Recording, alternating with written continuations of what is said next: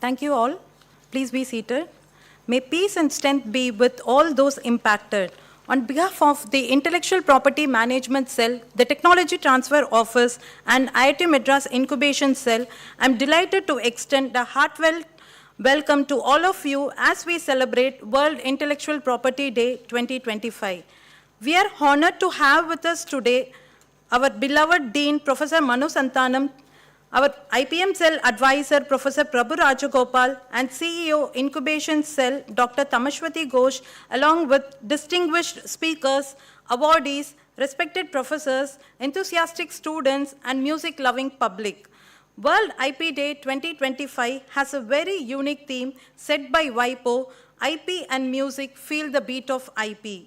Music is one of the most universal forms of creative expression, a language of harmony that transcends borders and cultures, touching hearts, inspiring minds, and motivating people to act. We at IIT Madras are proud to showcase the work done by our professors in the field of music and IP, as well as in the startup space relating to music.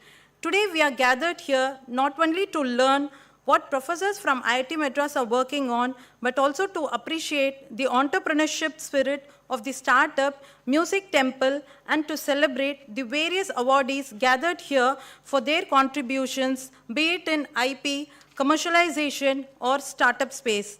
It is my great honor to now invite Professor Manu Santhanam, Sir, Dean of ICSR, to deliver the welcome address.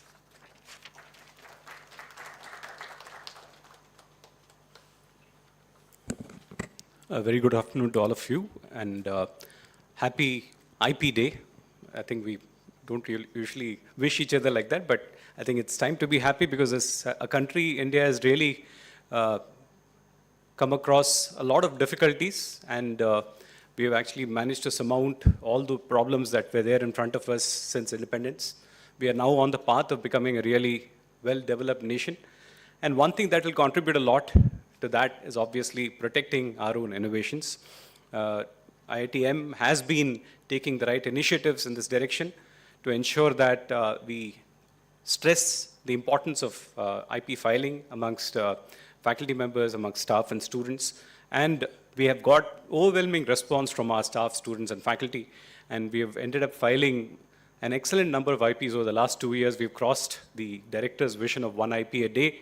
For 2 consecutive years, we've really managed to overcome that one hurdle, which we thought was a big problem in the past, but now it looks like it was not that much of a hurdle anymore because our innovators that are there in IITM are capable of much more. So we are just probably touching the tip of the iceberg.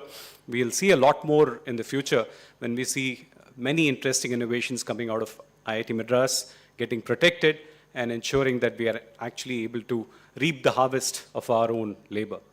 One very important aspect that we've also stressed upon in the last few years has been to ensure that we see our technologies being used in the industry. A lot of emphasis has been put on commercialization, and there also we have touched very important milestones in the last couple of years.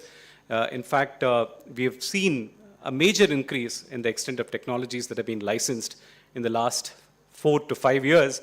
We've really come across a lot of our technologies really making an impact in the industry. This is something which we expect will grow as we move along, as we become more and more mature. And we expect that IITM technologies will be there for everybody to use, not just in the country, but around the world. I'm also extremely happy that this year the intellectual property, IIT Madras Incubation Cell has also partnered with us in the celebration of the IP Day. And the IITM IC has grown from strength to strength. And this year, I'm very proud to inform you, of course, I'm sorry to steal their thunder, that they've already incubated more than 100 startups. That's really an amazing achievement. And again, brought forward because of the vision and support of our director, who again had this vision of, apart from 1 IP a day, he was also talking about, he said, okay, that target has been reached. Now I'm going to look at 100 startups, and IITM IC has been very quick to respond with this incredible achievement of having 100 startups in the last year. Now, the real success obviously would be if we are able to provide the kind of technological support to ensure that out of those 100 startups, at least 50 can become successful. I mean, I know that in startup terms, 50 out of 100 is huge, but we really have to strive to provide the right kind of support as an institute to ensure that we get the best out of the startups that have been created, develop an ecosystem here which can really help these startups move forward in a way that we have not done so before. I think, so more than creating these startups, I think nurturing them, helping them grow, and making them successful, I think is the most important aspect that IITM is definitely committed to doing that, along with the incubation cell. Recently, you would have also heard the very good news of Aether with its IPO. Again, we are very proud to be associated with a company like Aether, which was one of our first incubated companies from IIT Madras. And we hope that in the future, there'll be many more Aethers coming out of our incubation cell. The kind of nurturing, the kind of support that is being extended to startups there is incredible. And I hope that this will continue to grow in the future. The theme of this year's IP Day is IP and music. Very interesting theme, and also incidentally, it coincided with just one day apart from the Bhumi Puja for our Ilayaraja Center for Music, which is coming up soon. Hopefully, in the next year and a half, we'll actually see this center fully opened up and producing all kinds of interesting innovations in music, and how actually we can use technology in music. And this theme itself is of a lot of interest to a lot of people. So I thought with my team, I had discussed this, and we decided that we would actually invite faculty who have spent some time doing some research into the aspects of music, and make it a very interesting program to ensure that all of you are kept engaged throughout the program to see how technology and music can go hand in hand to enhance the quality of the sound that we get, to enhance the music itself overall. And we have a lineup of 6 faculty members from IIT Madras, along with Mr. Ramesh Vinayakam, who will be joining us shortly. And I'm sure that this event will be really engaging and very interesting for all of you to listen to. So once again, without further taking up your time, I invite you all on behalf of IIT Madras and ICSR to this unique celebration of the IP Day with the theme IP and music. Thank you.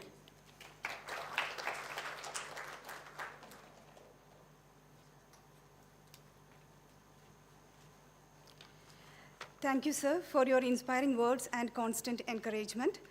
We now invite all our respected speakers, Professor Chandramouli, Professor Balaji Srinivasan, Professor Sudarshan, Professor Deepak Paramashivan, to kindly come on to the dais. We also request Mr. Ramesh Vinayakam, please come on to the dais.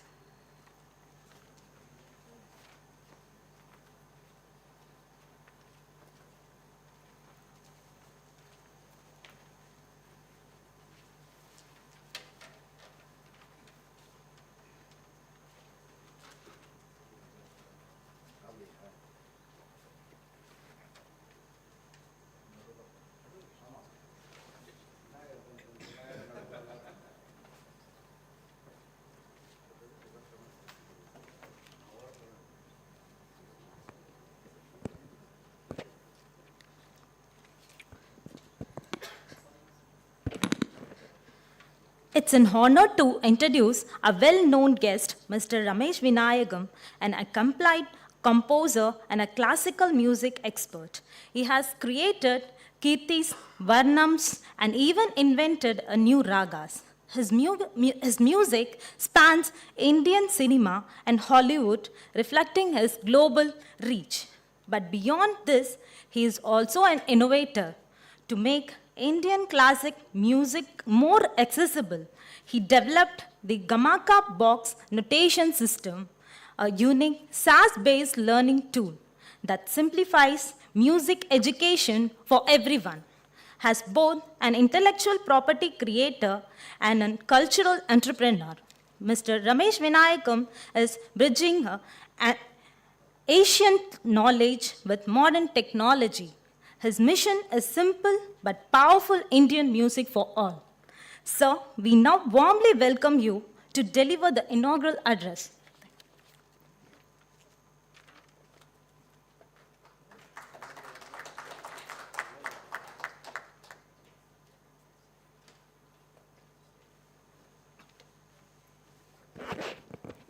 Good evening, everyone.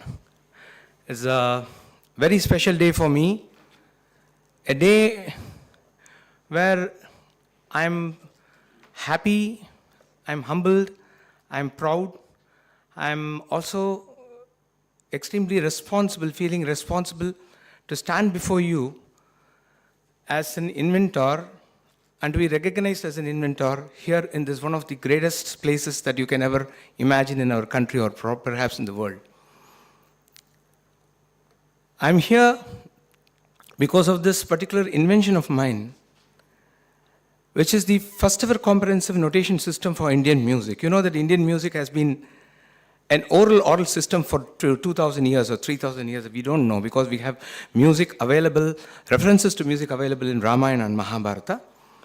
And the music that has transmitted over centuries was only through the oral route until about 150 years back. When the British came, we saw them write the notation, and then we started writing a skeletal notation. But the fact that it has the gamakas, the raga system, which is completely different from the Western music, which is very digital in the form of the pitches that it's made of. It is like going through 7 steps, or the steps that we climb over stairs, which rises in pitch. But we have to place our feet in the middle of the stairs so that we don't fall down. It's something like the same, the Indian Western music is very similar to the point-to-point movement of notes. But Indian music is like an oscillating, dancing music. I would like to just quickly explain this. Like, it just moves like pum, pum, pum, pum, pum, pum, pum, would be the Western music way of approach to music itself. In the sense that all the orchestras that you hear, all the legatos as the connected notes, apart from that, we'll still have invariably the same sort of a digital movement from point to point. When you compare that with the raga system, which is the genius of Indian music, it traverses through the microtones between semitones, that is the adjacent notes. It will be da, ra, da, re, re, re, re, re, na, ra, na, re, re, re, re. All these things were considered unwritable.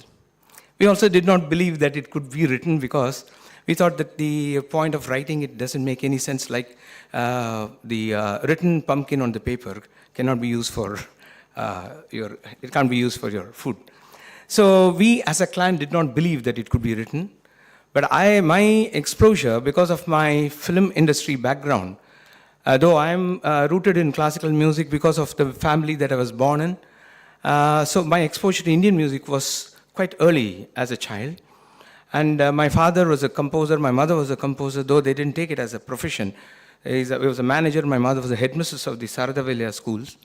And my exposure made me aware that the Western music had this notation system, which is an important factor, not an important, it's an indispensable thing for any language, spoken language. For example, imagine English without ABCD. Just imagine what you will not have. We don't have to think what we have. We will not have books, we have no literature, we won't have Shakespeare, we won't have, I don't know, even my poems I cannot write. I'll just be in my mind and I'll tell my disciples and he will remember, he will forget it. And we will never have anything. It's called the Chinese whisper, as they say, the non-authentic literature. So the written language is the window to knowledge systems. It is the window to human aspect of intellectual approach to any subject. It actually freezes thoughts. It gives all that has been thought out in the early days right to the last 2025. The 800s and the 700s and the 100s, when we started writing or whatever, all these things did come only because of the written language, and Tamil as a classical language is confirmed so because of the carbon dating of the written Palmyra leaves that we have. See, the written language has to be the bedrock of knowledge system. And that was missing from my great sophisticated, evolved, beautiful music of this country. So this pushed me to think about why shall I not find out the true, the way of expressing on putting it in black and white. I failed miserably. It started about 35 years back or 40 years back. I failed miserably again and again, but I succeeded in 2010. And I did announce to the world by 2011. If you see, you can check that out. But the point is that it had a lot of problems in terms of acceptance, adoption. People refused to believe, especially the people who thought that music is only transmittable by the oral route. So it has taken a long time, but I was not waiting. I did not succumb to the pains that I did go through. It was extremely humiliating sometimes. I was ignored, not even considered sometimes. People thought I was a fool trying to write the unwritable gamakas. And things was difficult. They were. But now I stand before you. I have left my personal choice, my personal love, my personal objective to be even a better composer. I did reach my stage where I could say that I have composed music in every genre of Indian music and some Western music as well. Not only have I invented ragas, I'm an orchestrator, I'm a teacher, I'm a piano teacher, I play the piano, I compose for Western music idiom, I have done some kritis in Sanskrit, in Telugu, in Tamil. But I thought that I have to put all these things behind and take this particular possibility of making people play, bring the knowledge system to every child in the world, not merely my country. Because I think that every child is divine, every one of us is divine, and we are all entitled to the access of music. Music is divine, and it actually kindles the spirit of divinity or the manifestation of divinity.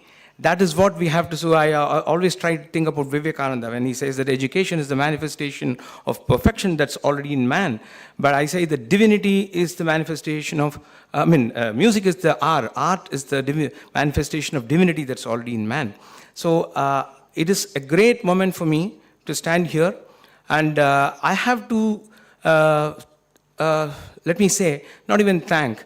I did tell about the problems I faced, but then I have been incubated by this wonderful organization and its other branches.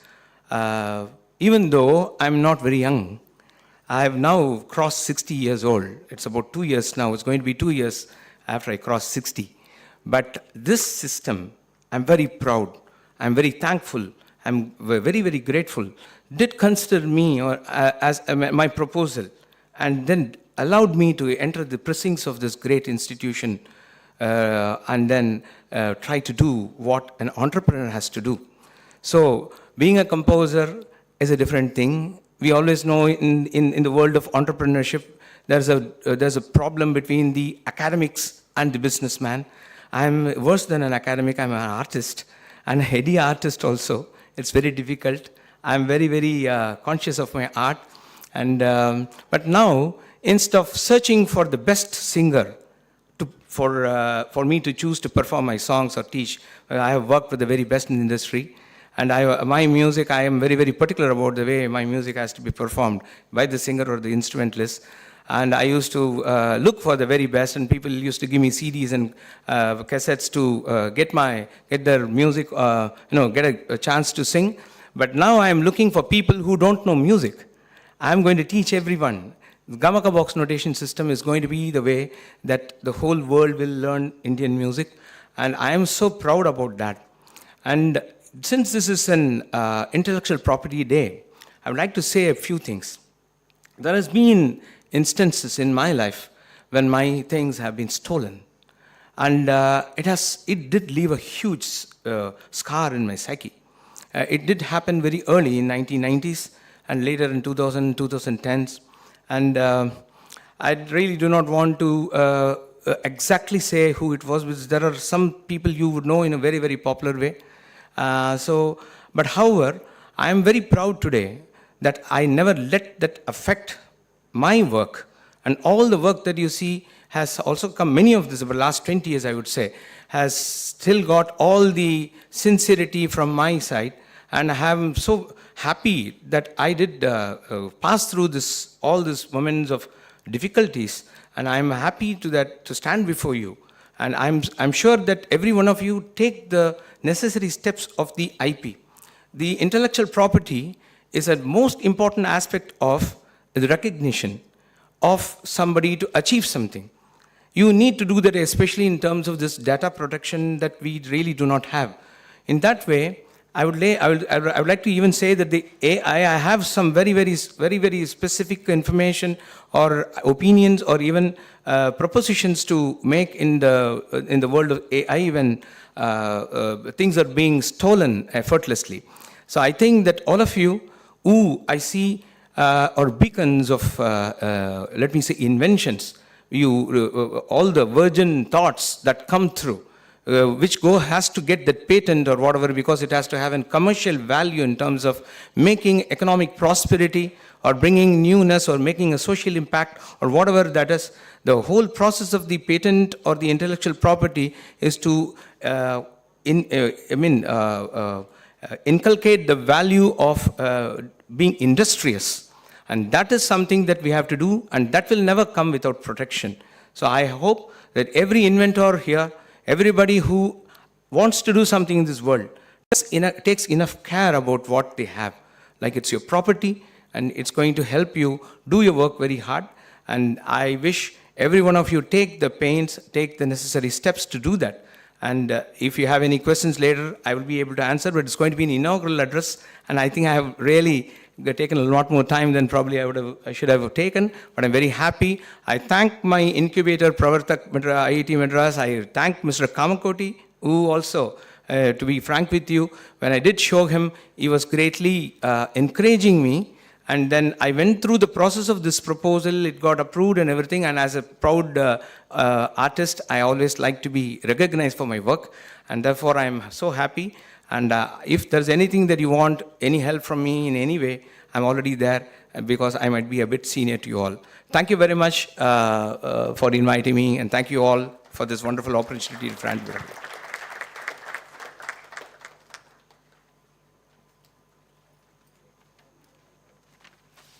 Thank you, sir, for sharing your expertise and experience with us. It was a thought-provoking session. Next session is Tech Talk from our esteemed professors from IITM. To begin with, we would like to introduce Professor Chandramouli Padmanabhan, HOD, Mechanical Engineering, Indian Institute of Technology, Madras. He earned his PhD from Ohio State University, USA in 1994. Following his doctoral studies, he worked in the industry with Copland Corporation in US before joining IIT Madras as a faculty member in 1997. His primary research interests include musical acoustics, metamaterials for vibration and noise control, and nonlinear and multi-body dynamics. Professor Padmanabhan has made significant contribution to these fields through numerous publications and patents. His work on board low-frequency noise reduction using Helmholtz resonator-based metamaterials has been particularly noteworthy.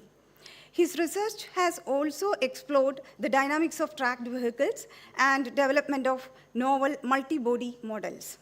In recognition of his impactful research and academic contribution, Professor Padmanabhan has received several prestigious awards, including the Thomas French Achievement Award from the Ohio State University and the C.V. Raman Award from Acoustical Society of India.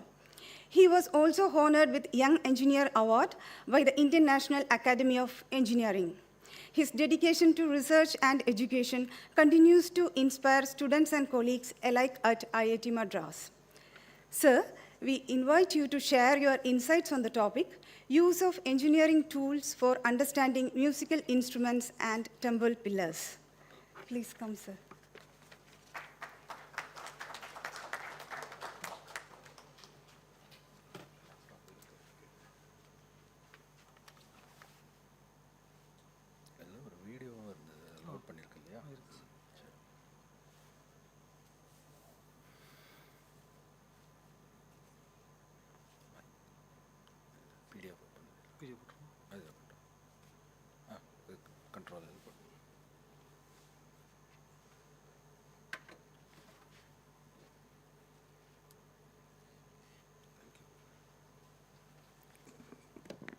So, very good afternoon. So, I was telling Balaji through the exchanges, we are two non-musicians. And, people in the family call me Aurangzeb because I am completely away from music and arts. Kilona Ennavela is, for those who know Tamil, Sindhu Bhairavi, you will see the heroine asking Katrika Ennavela. So that's the kind of background I had. But my entire family was completely into art, so I think something has rubbed on over time, osmosis, I guess. So anyway, I'm very happy to be here. I think I was told about 8 to 10 minutes. I'll try to stick to that. So I'm going to talk about two innovations. We are talking about innovating IP, etc. And Ramesh Vinayagam said one of the things we didn't do was to document, and I'll show you two examples of things that you would have probably seen and come across, which were never documented how it was made, right? And so therefore, when it is not documented, it is great for researchers like us because there's no prior literature to work about, and I can start research from a clean slate, right? So first I will talk about Mridangam. Of course, what I say will be applicable to several musical instruments in India like the tabla, khol, pakwaj. They are all somewhat similar, so it's a very interesting historical question as to did it all appear simultaneously, this innovation, or did it spread from one place to another? So let's get to this. I am not, given the time constraint, I am not going to get very deep into this. So we'll start with this.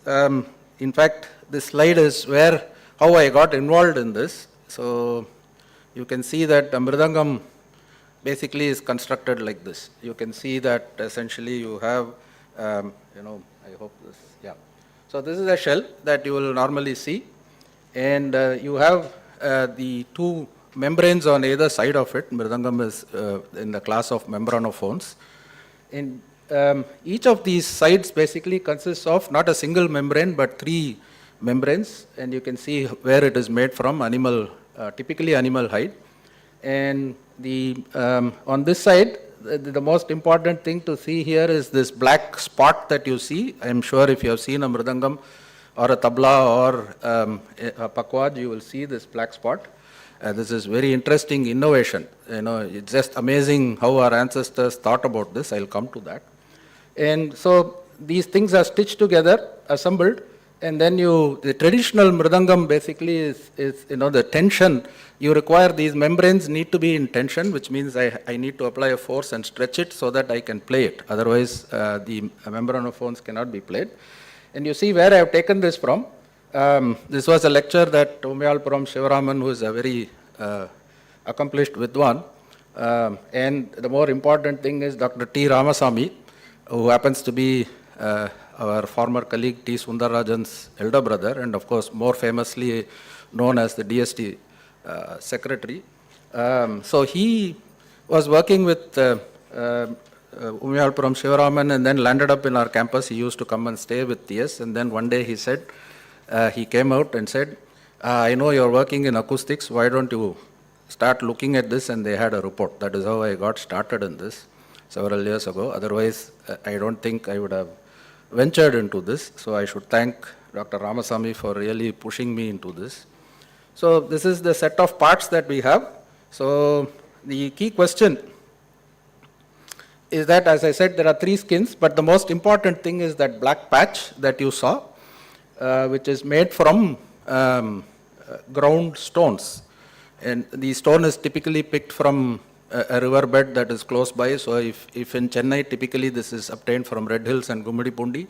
In Palakkad from the Periyar, the river nearby. And similarly in Andhra from the rivers nearby. This is really rich in iron oxide. That is why you get the black color. And it is mixed with cooked rice. So stone is ground, mixed with cooked rice. And here is a typical so this is pictures that we had taken when my first MS student was working on this. We worked closely with one of the Mridangam makers who considered whatever we requested as heresy because we were trying to break or look at different things and he thought we were going to break tradition. So, but anyway, eventually he got kind of involved in what we were doing. So this is, you can see that, it starts like a little ball, and then it is, spread around that. Then cured, it is kept in the dark for about 2 days before they even, start playing that. So this is an important part. Why is this important? Why use it? The interesting thing is, I hope people are aware that stringed instruments naturally are harmonic. What we mean by that is, any membrane or string has what is called as, will vibrate with multiple frequencies. And a string has frequencies which are integer multiples of the fundamental note. So whereas a membrane by default is not. But the innovation that our ancestors were able to do is to figure out that if I put a black patch, of course the material of cooked rice and ground stone is actually what is easily available, so they came up with this, and it turns out that applying this black patch makes this instrument to be harmonic. Now why is that harmonicity very important? Because music is essentially requires these overtones to make it rich and make it pleasant to listen, right? So, but Raman had figured this out in 1935 through some experiments on the tabla. So you can see on the right, on the left is basically a membrane without any black patch, so a standard membrane like the Western drum that you will come across. And the moment I put a black patch, you can see that, so on the left side you can see that the frequencies multiples, I have a 1, 1.594, etc. But on the right side, the moment the black patch is applied, look at it, I have 1, 2, 3, 4, in fact 2 of those 4s, and 3, 5 harmonics, so the 9 frequencies basically are all integer multiples, and this because of the black patch. And I'm sure they didn't have the kind of engineering tools to decide that this is how it is going to be, so it was a wonderful innovation. So of course I said, why do I want the natural frequencies to be harmonics? It has to do with a concept called consonance in music. The overtones make music pleasing, and otherwise it can be perceived as rough. So the questions we wanted to answer, because Raman's thing was one experiment that was available. So the thing is that whether the membrane itself was harmonic. So if I just take the membrane and leave it outside the mridangam, treat it as a separate, with its tension, or is the interconnecting shell cavity that you saw in the exploded view, does that have a role to play? So this was the question with which we started. I'm not going to get into details because, as I said, I'm only given about 10 minutes to talk here. So we set up a membrane to test only so you can see the setup. This is where, our friend got upset because we have cut the mridangam and have only the Valandalai or Karanaya as it is called, sitting there with, you can see, completely instrumented. We had bolts coming through and load cells at the end so that we can control the tension, etc., etc. This is where engineering came in. Blood is, it's colored sand. We again went back in time. See, this is, probably 700, 800 years ago, old. Then I said, well, I can't put a transducer to measure this because the membrane itself is only a few grams. In fact, that is how Balaji and I got entangled. Balaji was excited. He was working on fiber Bragg gratings. He said, maybe I can put that on the membrane. But unfortunately, the student, who started this, and I think after COVID also came. So a lot of things we couldn't pursue, but it's unfinished stuff. So we said, how to do this? So we went back to what Chladni had done, which is to put colored powder and observe vibration patterns. So that is what you see. And you can see I'm just showing two typical patterns. The top one is the fundamental mode, and the bottom one is the third mode, and they are in the ratio of 1:3. And this is a constructed thing. This is not coming from simulation. This is actually measured in the lab, right? So you can see that what our ancestors have constructed is really true. So to cut a long story short, basically we found out that the membrane itself is harmonic. The shell is not playing any role, major role in this. So I had a MTech students say, come with a new design. So here is a new design that we proposed. So this is my new Mridangam.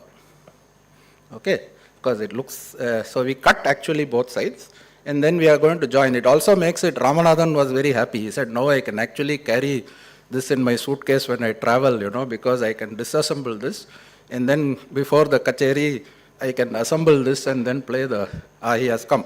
So he has been, he's well aware, he has been our, no, it's okay. You will live for 100 years, Huh? You have got your backpack. He is asking whether this Mridangam is there in your backpack. No. So, but he has been a great help, We have had long discussions because he is a Mridangam player. As I said, I started off by saying, to me, arts is, and music is very far. I am only a listener, nothing more than that. Okay. So this is one of the things, the innovations that we are working on. We are still working on. This is to be tested. We have made this, but we have to carry out experiments to prove that such a thing is available, in which case then we can make it and ask somebody to actually make it and then, take it to the market if needed. So the next one I'm going to switch is completely different from this. Now I'm going to venture into temples. So I'll, switch before I'll start with the video. So my student was enthusiastically doing this. Let me show you. We'll start with this video. I hope the audio comes.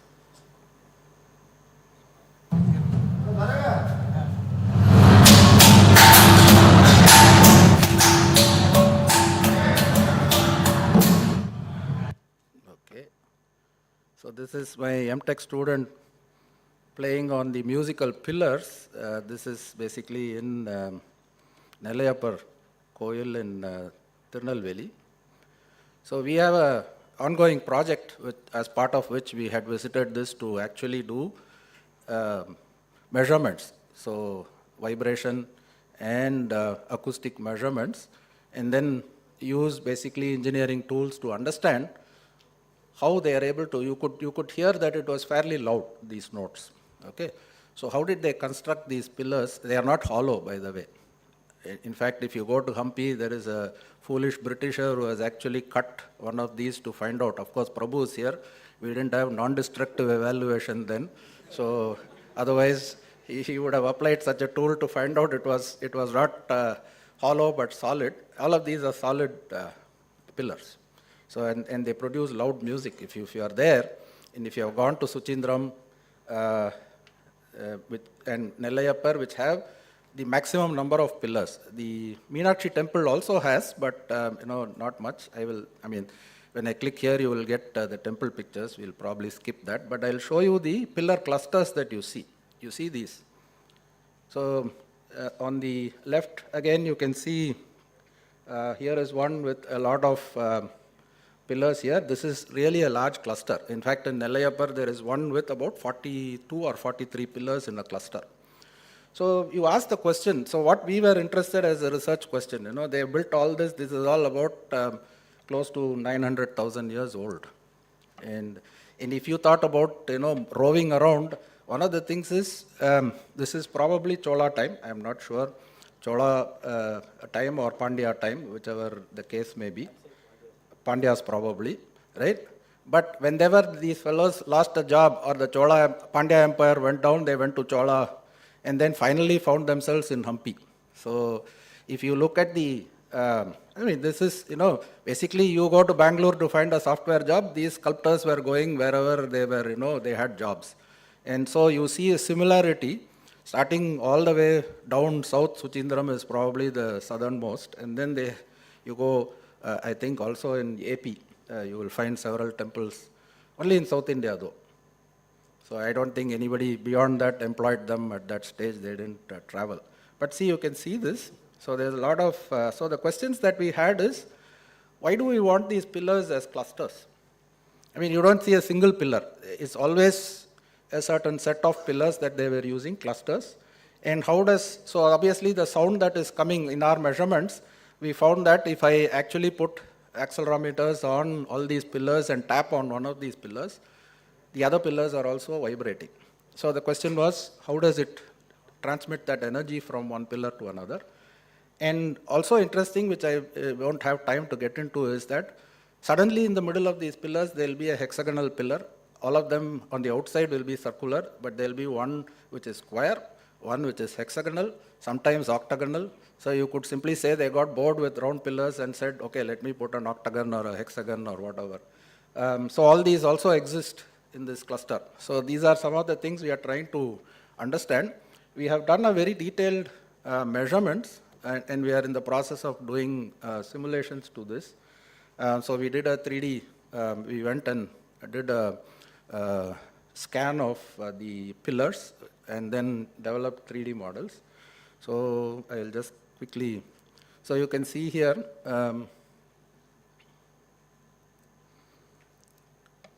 so this is a 4-pillar cluster that where the student has used his palm for excitation. So we did 3 things. We used the palm, which is traditionally how apparently it is done. Again, there is no written thing to say whether that was the way you will excite the pillar. So we did that, and the tapping, which is, basically one mode. And then, of course, being engineer, we went with an impulse hammer, which means it is instrumented. I know what force is going into the system. So we did all this. And you can see, of course, if you don't know anything about FFT, don't worry about it. So the idea to show that superpose these things is that when I tap one of these, all the other pillars get excited. So you have enough amplitude in these, and it is this vibration in unison is why you hear a fairly, loud note that is coming from the pillar. And the frequency associated with that is around 100, 120 or whatever as the case may be. And different pillar clusters have different frequencies. So this is typically what you would come across. So we have now started working on making a finite element model, which is, again, if you don't know what is finite element, don't worry about it. This is our standard engineering way to analyze such pillars, granite pillars. So we did a 3D scan. The geometry has been generated from this. And then we have done some analysis. So this is a visualization of a single pillar vibrating, right? So this is one of the frequencies that you will see. So we have been able to match the computational model with the frequencies that we have measured. So that part is done. So what we have found is that if you look at these pillars, I'm just showing it from the CAD model, you can see these kind of bulb-like structures where the pillars touch each other. So from our simulations, it seems like the energy is basically transferring through these connections from one pillar to the other. And that is how the vibration gets the other, even though at the bottom also they are connected, but that is not a strong pathway for the energy transfer. So we have actually made a scaled model in the lab, and Sedwin is actually testing it the coming week to kind of confirm that. So this is, so in that given time, I have kind of given you a glimpse of 2 innovations that our ancestors have done. And so when Manu said we were innovators, somewhere along the line, I think maybe because of the British or in spite of the British, we kind of lost that. And now we are, kind of rediscovering that. So these 2, I hope, convince you that we have been innovators for a long time. Thank you.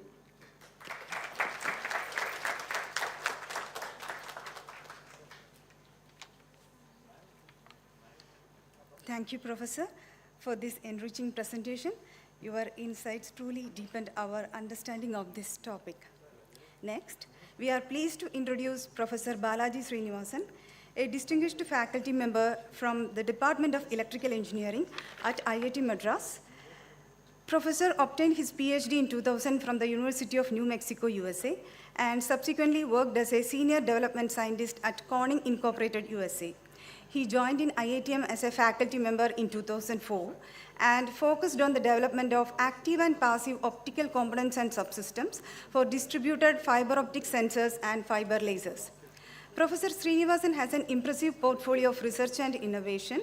having co-authored over 210 journal and international conference publications and contributed to 4 book chapters. He holds 21 Indian patents, 12 international patents, and 2 copyright registrations. His contribution to the field have been recognized through various awards and honors, including Colgate Inventor Award and New Focus Student Award. In addition to his research, Professor is actively involved in academic and professional communities. He has served as a co-chair for several international conferences and workshops, including International Conference on Fiber Optics and Photonics, and also worked as a faculty advisor for the student chapter of the Optical Society of America at IIT Madras. Sir, we invite you to share your knowledge on the topic, Distributed Acoustic Sensing, an innovation at the intersection of sound and light.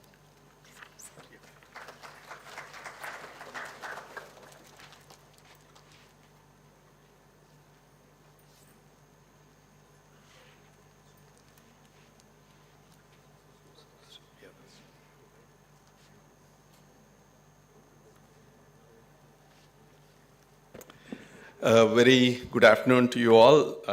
And like Mauli already mentioned, we are 2 oddballs in this hall, I think, in terms of our formal training in music. So we'll start with that disclaimer. But what I'm here I'm an engineer, right, by training and profession. And as an engineer, all sounds are music to us, right? Especially sounds from structures. And that's what we're going to be talking about. How to pick up these sounds using light. And what I'm going to use here as the medium is what I call as nerves of glass. For those of you who are familiar with optical fibers, we use optical fibers for communications. But in our group, we actually use optical fibers for picking up acoustics. And I'm just going to share a couple of these technologies that have been developed and innovated within the IIT Madras research system. So the first technology, like what Mauli already mentioned, is actually a sensor which is having a periodic change in the density of the material, what we call as refractive index of the material. And this is actually something which, when you are perturbing it, when you're stretching the fiber or when you're even touching the fiber, you are actually changing the period of this structure. And through that change, you can actually see a change in the color. And this is very similar to what we see in a chameleon. The chameleon essentially, looks at what's the environment and tries to change its color through some fine readjustment of the scales of the chameleon and some nanocrystals that are present in the scales. And in a similar way, in what we do with the fiber Bragg ratings is whenever there is a perturbation, in this case, let's say sound, according to the notes or the frequency of the sound, we have the period of the fiber Bragg rating change, and we are actually looking at changes in the color using a spectrometer. And this is something that we can actually go across the optical fiber and have multiple structures inside that. So we can actually put these structures in multiple locations, like what Mauli was talking about. If there is a cluster of pillars, you can put one sensor in each of those clusters, and we can pull out the individual nodes. And he already talked about the TOPI. That's actually one of the starting points as far as getting into the musical side of things is concerned. So we put these fiber Bragg rating on the TOPI somewhere over here. And when you are exciting this, typically uses a microphone to pick up all the resonances. And what we showed is using a fiber Bragg rating, you can pick up those resonances just as cleanly. So this is actually one aspect of it where you can pick up sounds using these optical sensors. Essentially, you're launching light into the structure, and you're reading all these changes in period of the structure because of this sound.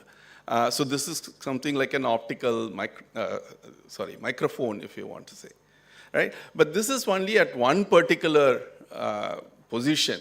Now, what if you want to do this in a distributed manner? You may have a structure like a pipeline where you might actually develop a leak at any particular point in the pipeline. And how do you detect those leaks? If it's a pressurized pipeline, according to the size of the leak, you're going to have different whistling sounds that are made. So if you have an optical fiber all along the length of the pipeline, you could potentially pick up these notes, these different frequencies, and you can possibly even tell what is the extent of the leak as well. So to do that, what we need is actually what's called a distributed fiber sensor.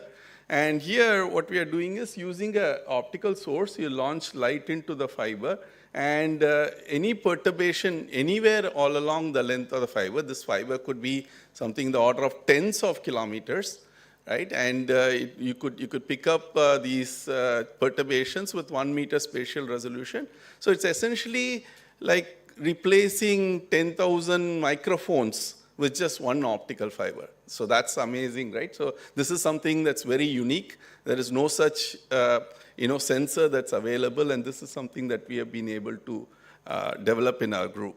And the key aspect is, when light propagates down the fiber, there is actually a scattering mechanism in the fiber, which is called Rayleigh scattering. Most of you have learned in high school as to what Rayleigh scattering is. Right? So that is something that's happening all along the length of the fiber, and this actually gives us an echo. The light, as it propagates, it gives you a back reflection towards the source, which we can pick up using a photodetector, and then we can read things of this. So specifically, when you launch a pulse of light, whenever there is a perturbation, the attributes of the light is changed. Specific attribute that we are picking up is the phase of the backscattered light. And once you are able to pick up the phase of the backscattered light, you can actually listen to all the acoustics all along the length of the fiber. And this is something that we have been able to bring together as an instrument here in our lab in IIT Madras. And this is the instrument that I'm talking about. That there's a first version of the instrument. We made it much more compact after that. But using this, we've been able to listen to a lot of sounds across campus. So we actually buried a fiber. This is our laboratory over here. That's the Electrical Sciences Laboratory. We buried a fiber that goes across to Campus Cafe and towards the west side of the campus. There is actually, I don't know how many of you are aware, Professor Krishnan Balasubramaniam has actually constructed, with the help of railways, a railway track and some pipeline test bed, and finally it ends up with the ocean engineering department, where you have a wave flume which can simulate ocean acoustics. So we have a fiber that's laid all across, and sitting in our laboratory, we are able to listen to all the sounds across campus. So for example, I can tell that there is a road which is connecting all the academic departments. There is some traffic over there.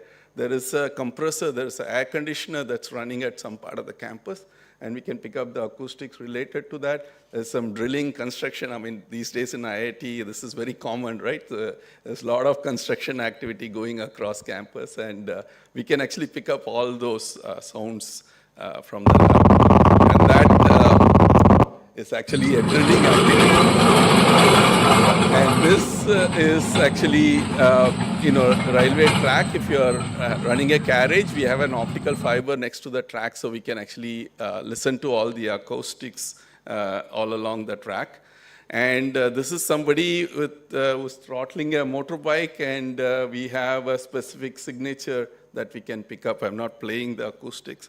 But, and then, of course, jumping activity, somebody is jumping, and then according to the timing of where they are making contact with the ground, we are seeing these pressure waves. We are actually able to pick that up. And this is just at one location I'm talking about, but this is something that can be done all along the length of the optical fiber. And this has actually led to some very interesting projects. One of those projects that we are very proud of is that we are working with GAIL. And GAIL has actually helped us set up one of the largest pipeline test beds in the world. This is in our Discovery campus in Tayur. And we just recently commissioned this pipeline, and we have an optical fiber running next to the pipeline, which is very similar to how GAIL is installed pipelines all across the country. They have an optical fiber next to it for communication purposes, but we are using the same fiber for actually sensing all the acoustics from the pipe. So we are able to pick up leaks in this pipe. We are also able to pick up the motion of what they call as a pig, which is actually something that's cleaning the pipe. The acoustics from that, we are able to pick up any walking over the pipe or any drilling activity, any JCB that's excavating earth and all of that. We are being able to pick up all those acoustics. And now we are actually training a machine to recognize these acoustics, very much like the human brain. We are able to listen to acoustics from different people speaking. We are able to process that in our brain. So similarly, we are training a machine to recognize all these acoustics so that without any manual intervention, you can actually pick up all these intrusions or leaks at any particular point along the pipeline, and you'll be able to take action accordingly. So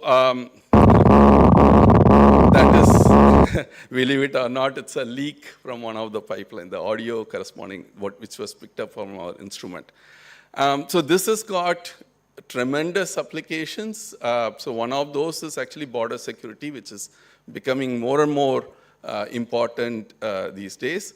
And so you can pick up all the acoustics related to people running around, people actually tunneling, people crawling inside a tunnel. Even those acoustics you can pick up. So things that you cannot even see, you're able to do that. And you're able to do that from a remote location. You could be sitting 100 kilometers away, and you can tell precisely at this particular location this activity is happening. And something like that, you can imagine, has got a lot of other applications as well. I also already mentioned railway track, but ocean, this is actually acoustics corresponding to a ship that's moving around. So it's several such applications. And with all the development that we have done and all the innovations, we have about 10 patents within this area. And with all that, the next natural step is to take the technology out of the lab and go to the remote locations where this is needed. So we have incubated this company, Folium Sensing, and this is something incubated by Pravartak. So this is a message to all the student participants here. Innovation is something that you are, essentially, if you're doing research, is something that you are anyway having to do. Anyway, whenever you're trying to publish a paper, the first question that's asked by the publisher is, what is the novelty and what is the innovation in your work? So if you're able to make a statement there that this is my novelty, what you should do first is file a patent before publishing that. And that will actually help you take this technology out of the lab and to the real world and hopefully be useful for the country, right? With that, I'll stop here and I'll be available at the end of the session if you have any further questions. Thank you.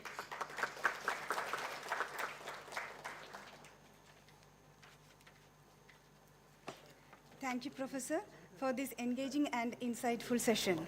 Now, we are honored to introduce Professor Sudarshan P., a prominent professor from the Department of Humanities and Social Science at IIT Madras. Professor holds PhD in philosophy from the University of South Florida, Tampa, and another PhD in philosophy from Pondicherry Central University, India. Professor Sudarshan's research interests are diverse, encompassing social and political system, civil society, Indian medical ethics, and Indian philosophy and culture. Professor Sudarshan has actively involved in several significant research projects. He also played a key role in the prestigious European Commission projects for establishing contemporary EU study centers in India. His scholarly contributions include numerous journal articles and book chapters, addressing topics such as digital divide and equity in education, mental health, and communicative action. In addition to his research, Professor Sudarshan has successfully supervised several doctoral candidates. His works have been published in reputable international journals, and he has contributed to various academic conferences. Professor, we are eagerly waiting to hear your insights on traditional methods versus modern techniques in making instruments in Carnatic music. Thank you.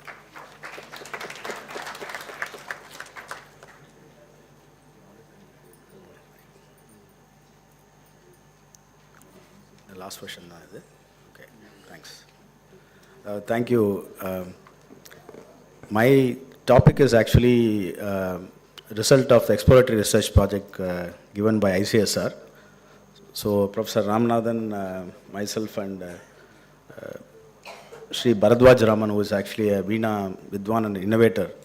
So we started this project. And the next portion of the project will be discussed by Professor Ramanathan in his reverse engineering topic. So actually the idea was the Veena that we see or we use now, it's called Saraswati Veena.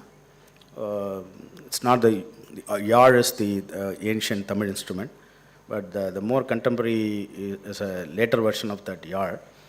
So our project, aim of the project was to explore how we can use modern technology like CNC machines to reduce human error and in disassembly for transportation while also enhancing its amplitude and tonal quality. So we all know that Veena is a very intricate instrument, and it's extremely, as Mridangam Professor Chandramouli also explained, it's extremely complex in terms of tonal variations, and it's also beautiful to hear because of the resonance. And almost everything is handcrafted. That is the major issue. And another reason for our project was the art of Veena making is fast diminishing. So how do we ensure that it kind of persists in terms of newer innovations and newer forms of production, manufacturing, and also make it more profitable. So what are the challenges in Veena making? Veena is extremely delicate instrument. It is historically significant and demonstrably complex, but it's still made with chisel and hammer even now. But in the West, the guitar has really evolved and it has become very advanced now. So our question was, why not the Veena? Why can't we make Veena using modern tools and materials? So, and also another question was the human element, does it affect the tonal quality? If each Veena is different, how are we able to standardize the tonal quality and also in terms of standardize the experience, listening experience, also playing experience? So, what are the challenges? The first challenge is actually the structure and shape of the Veena. You know that even though it looks as a kind of a single part, Veena consists of several different parts, and each of them are handcrafted. And structure and shape of the Veena is actually the first challenge. Second is actually the sourcing of the wood. Only the jackfruit wood is used, no other wood is used. And drying the wood takes 3-4 months. Then, but some Veena makers are using CNC cutting, but only for the straight parts, not the other parts. And another problem for us to test the Veena was, nobody was willing to give us a partially constructed Veena. Finally, Ramanathan was able to get it from some place in Madras for his 3D printing. Another issue is, how do you disassemble the Veena and to measure the inner thickness and shape of the Veena? This is another issue because nobody was giving us separate parts. So, second issue is, how do you make it portable and lighter? Because Veena is a pretty heavy instrument and it's prone to getting broken, damaged. So, it's a very delicate instrument and requires great care in protecting while transportation. And chances of damage is very high, and it is not easy to package. Even the packaging itself, really takes a lot of money. And repair costs you a lot of 10,000, 15,000 rupees. And even a Veena cover is very heavy, and the entire package is very, very unwieldy to handle. So our aim was to also, Mr. Bharadwaj has already done this. He has designed a detachable Veena, which is symmetrical in shape, but not in terms of, we can't compromise on the quality of the sound. So what are the possible solutions? Because I was given 10 minutes, I'll keep it very short. Fabricating different wooden parts of the Veena separately and assembling them. This is one way. But even though it is done separately, this is not encouraged by the veena makers. Because they want the traditional veena makers, even though all these parts are different shapes and sizes, you can't make it in one, one single assembly line or something. So, but still, they want to treat veena as a kind of organic, single piece veena. There is also single piece veena known as it's a ekandam. But the thing is that it's very, very expensive. And it's also, the amount of wood that is wastage is just unbelievable. So there are like different parts of the veena, like resonator, top plate, fretboard, and probably we can, fretboard can be, and some of this can be used manufactured with CNC machines. It also, our argument is that it also minimizes imperfections both in the individual parts and in the assembly, and assembling the veena. Human error is reduced and precision is also improved. So what is the reason for this? Because if you look at the veena making, hardly a veena maker makes 4 or 5 veenas per year. So, and even if each veena is 50,000 rupees, you are employing 5-6 people, and wood is also very expensive. Jackfruit wood is very expensive, and the wastage is just 70-60%. So that means doesn't make economic sense, doesn't make any sense actually. But still, this is the way veena is done for the past 1,000-1,500 years. So we wanted to actually make it accessible to people, common people, and also make it affordable. That is when we can really talk about IP and other things. Otherwise, making 4 veenas per year, we can't talk about IP. And wastage of food, I'll actually show some pictures and also videos later, just to show you how difficult the process is. Wastage of wood and time for veena making, we can reduce drastically if you use more modern tools, and also make it much more portable, and we can assemble this veena. Jackfruit tree is very expensive, and the quality wood is regulated by the association. So you can't just go and buy jackfruit wood for the veena. You need a really specific kind of jackfruit wood. So mass production is possible, but not in the current climate or current method. And affordable price is also possible, but only when you can have portable veena which is symmetrical, and you can assemble it and disassemble it very fast. Detaching and attaching the parts helps in easy disassembly and assembly, which in turn helps easy transportation. So I just want to conclude this. For an IP in veena making, there are many structural challenges. Availability of wood. Can we look for a more readily available wood than jackfruit tree? That is a major issue, because if you look at violin, if you look at guitar, these are actually made with now different kinds of wood, ebony and probably spruce and many things. Violin is different, slightly different, willow and many other things are used, rosewood is used. But I don't know whether it is feasible, but we have to explore. And resistant to new technological interventions is a major issue. Hardly 3 to 4 veenas made in a year by traditional methods. 3D printing yet to find success. Ramanathan is working on it. Simplifying the design and shape to make it affordable and accessible. This is basically what we are trying to do. So I'm just showing some of the. Okay. So these are all jackfruit wood waste, and. இதெல்லாம் இனிமே தான் படமா ஆக்கிறதுக்கு use பண்ண வேண்டிய pieces. இதெல்லாம் I think dummy R இதெல்லாம் wastage. Wastage பாதி wastage. அவன் என்ன சொல்றானா, அவன் உள்ள வந்து அந்த கொஞ்சம் கொடுத்துருவானா. இவங்க அப்புறம் அது கொஞ்சம் கொஞ்சமா செதுக்கி அந்த உடைஞ்சிருக்கு திருப்பி ரிப்பேர் பண்ணி யூஸ் பண்றதுக்காக வைக்கறாங்களா? இல்ல வேஸ்ட் தான் தூக்கி அப்படியே பாதி வேஸ்ட் தான் நினைக்கிறேன். So the wastage is 60%. So there is no business model that can make it a success. பாருங்க எல்லாம் ஃபுல்லா தண்ணி இல்ல, ஏன்னா மழை பெஞ்சு அப்புறம் வெயில் அடிச்சு நாசமாயிடும் அது. சோ வேஸ்டேஜ் தான் இருக்கும். இல்ல பட் ட்ரை பண்ணி ஏதோ சரி வராம மரம் சரி இல்லாம கட்டா இருக்கு. இல்ல சார், இது டேமேஜ் ஆயிருக்கு. இதெல்லாம் கட்டா இருக்குல்ல, வரும்போதே டேமேஜ் ஆகும். ரா மெட்டீரியல் இது பண்ணிட்டு வரதுக்கு அப்புறம் they are losing a lot நினைக்கிறேன். இல்லை குறைஞ்ச அப்புறம் அந்த அப்புறமும் they may be losing a lot போல இருக்கு. முன்னாடியும் லூஸ் பண்ணுவோம், முன்னாடி இல்லை. ஆமாம், அதெல்லாம் ஒழுங்காக எதுவுமே டாக்குமெண்ட்டே பண்ணல போல இருக்கு. And we are also, we need to think about the plight of these people who are doing it, because so the money they make is nothing compared to the art, the craft work that they're doing.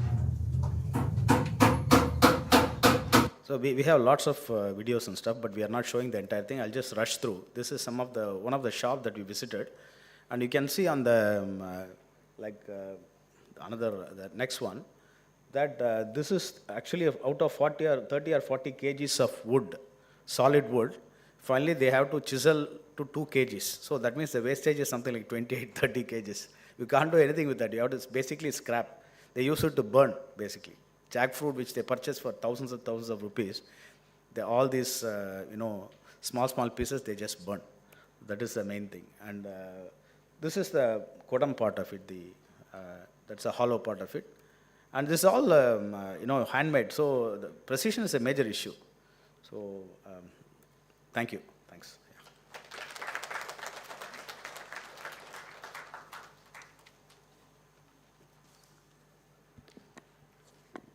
Thank you, Professor, of enlightening us how Veena is made using modern technique. Thereby, we can reduce the human error and precision can improve. Now, I take immense pleasure in introducing Professor Ramanathan, a distinguished professor in the Department of Engineering Design at IIT Madras. He earned his PhD from Indian Institute of Science, Bangalore, and postdoc in Mechanical Engineering at Purdue University, USA. Professor's primary research interests lie in geometric and solid modeling as well as computational geometry. His work has been recognized with numerous Best Paper awards at premium international conferences on solid modeling and CAD. He has made significant contributions to the field, including construction of medial axis transform of objects bound by freeform entities. Beyond his academic achievements, the professor has a deep passion for music, particularly Mridangam. Professor's musical journey has been transformative, and he continues to integrate his love for music in his academic pursuits. He is involved in courses such as Science of Musical Instruments and Introduction to Carnatic Music at IIT Madras. His dedication to both engineering and music exemplifies his diverse talent and contributions. We invite you to share your experience and knowledge on reverse engineering of musical instrument, Professor.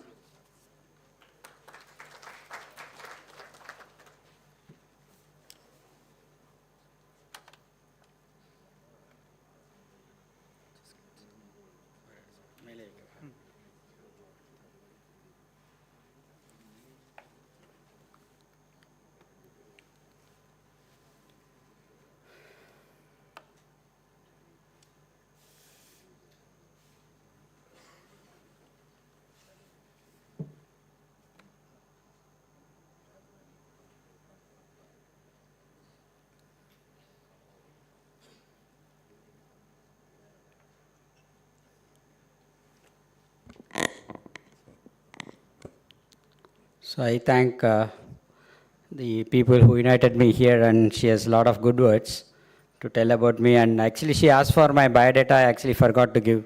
So, so I guess she has done a reasonably good job on that. But some of the things are a little older now, and so I got much more different interest at this point of time. So I see quite a good amount of audience here, and it'd be a good way to speak in the afternoon. On Sunday afternoon, I think there's quite a lot of people here. So what I'm going to share is primarily the experiences that we have gained over the last couple of years on doing this research, or so to speak, as research. It's not exactly a research, it's more of little bit of research. I don't think it's a strong research that I have, but it's more of the experiences. And I would say that we have a few people to thank at the start itself. One was our Sudarshan, who initiated this ERP, and thank Manu, Dean ICSR, for sponsoring this. I only wish he would have extended this project a little more, but maybe some logistical reasons prevented him from doing that. And of course, Ramesh Vinayam ji, one of the prominent directors, music directors. If we had a music director, I think he would have been much more visible. Since we brought him to research, he also became an invisible guy, I guess. So our goal is to make visible people become invisible on that. And hope is a Gamaka box, one of the finest inventions that I have known for a long time. I think we should just give a big hand, and I don't know whether you people know that or not. No, one of the finest ones, I think I can solidly say on that. And I happen to know him through my another friend, and I guess he is not here though. But after that, we interacted on all these things. Actually started off with an interaction from him And he was actually pushing me to do some of his, whatever I'm going to present is because of him as well on that. So he asked me a question of, so if you have to go to some museum and if you just pick one of the heritage instruments, like how would you reconstruct that? I was just wondering like yard or something. Then he asked like, how can we do that? I was totally stunned by that, and then luckily that we were doing this ERP on the way, and it helped in figuring out some of the questions that he asked. Actually, we don't have answers even now. So whatever the experience that I have, I'll just put it now. So as we all know that Indian music, we have full of heritage, and I don't want to discuss all that because all that are well known to people, and we have prominent ones on Carnatic and Hindustani, and of course we do have the other forms of music, folk, semi-classical, and so on. However, what are the pressing issues here? We do have a lot of musical instruments. We did have a lot of instruments, but I guess most of the instruments that we know are only very few at this point of time. We don't know a lot more instruments that were existing before, and most of them have been relegated to some museums. I guess Ramesh ji can talk more about than me on that, and he knows a full list of all that because he has been collaborating with a lot more people. So the question is that if you go there and figure out how do we preserve all these musical instruments, remember that these are all very old heritage ones. We can't even touch them now, because if you touch, there is a likelihood that all are going to be broken completely. So given that situation, how do we do that, and how do we promote the existence of such instruments, or can we come up with designs, okay, that will address those kinds of instruments, and can we recreate them? Okay, these are all very big questions. You see some of these pictures here. Do we have a laser pointer? So you see some of the Veena, Mayuri Veena. I don't think any of us have seen all this, including me though. So these are all pictures. Which one? So you can see this Mayuri Veena, and then we have, any idea of what this instrument is called as? Yeah, something snake, so you can interpolate or extrapolate a bit more. Okay, something on Naga. Now from snake it has become Naga. So a few more, please. So this is called Nagfani. I don't think any of us have heard on that. So in a similar way, what about this one, the last one here? Okay, I think I have now given you one question to answer, at least later. You can go back and figure that out. So we can see that a lot of some instruments which we are not aware of have been existing, and we have no clue on where they are now, and so on. Okay, these are all again because of me and Ramesh ji. We were doing a lot of research to figure out these instruments, and we came up quite a few instruments that were existing and probably not anymore available. So we started with the question of how do you do the reverse engineering, and we figured out, of course, there are more than one ways to do this problem. As you know that many of the problems we can have multiple ways in which you can handle that. And first one is the prominent one called the scanning and then reconstruct. I'll just give some hints on that.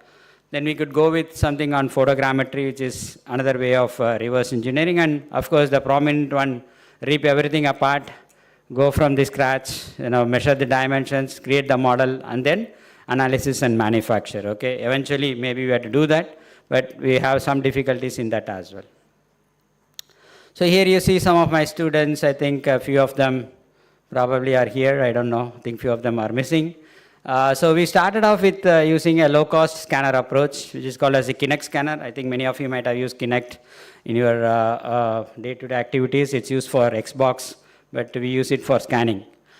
So we can see here is an ukulele instrument, and we try to figure out how to get the point cloud from that. You need a rotary table. You can see lighting issues are there. And it has to be done very carefully. In spite of doing very carefully, I'll show you the result what we got. So this is the result that we got. Were you able to see the result?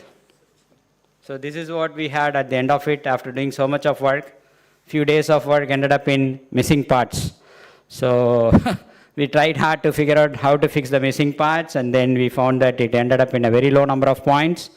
Then that was because of the commercial or non-commercial version, but later on the commercial version also went to only about 1 lakh points. So it's very insufficient to capture the features which are smaller in details. So you can see that in spite of trying very hard, we actually ended up in not producing a great result anyway. So you see that a lot of issues had lighting, resolution, we had low number of points, difficult to capture, output actually had a lot of noise, and boundaries are disappeared. So what we thought, okay, let us try from a low-cost scanner, and then we went for a high-cost one or a higher-end one, which we have in our workshop. This is called as Arctech scanner. And then again, it's a smaller one, handheld, so it's better than Kinect in terms of how we can operate. The associated software does a reasonable cleanup reconstruction, but I'll show some results. Still it has difficulty in capturing smaller features, and the output did consist of holes. So I don't know. So if you see closely here in all these, you see that there are a lot of holes. You can see it's not exactly a perfect shape as what you can see here, but it's a reasonably much better result than what we had from the Kinect one, which is the low-end scanner on that. So you can see that. But here also there are certain issues. I mean, can you pinpoint any issue quickly? Anything that from any thought process?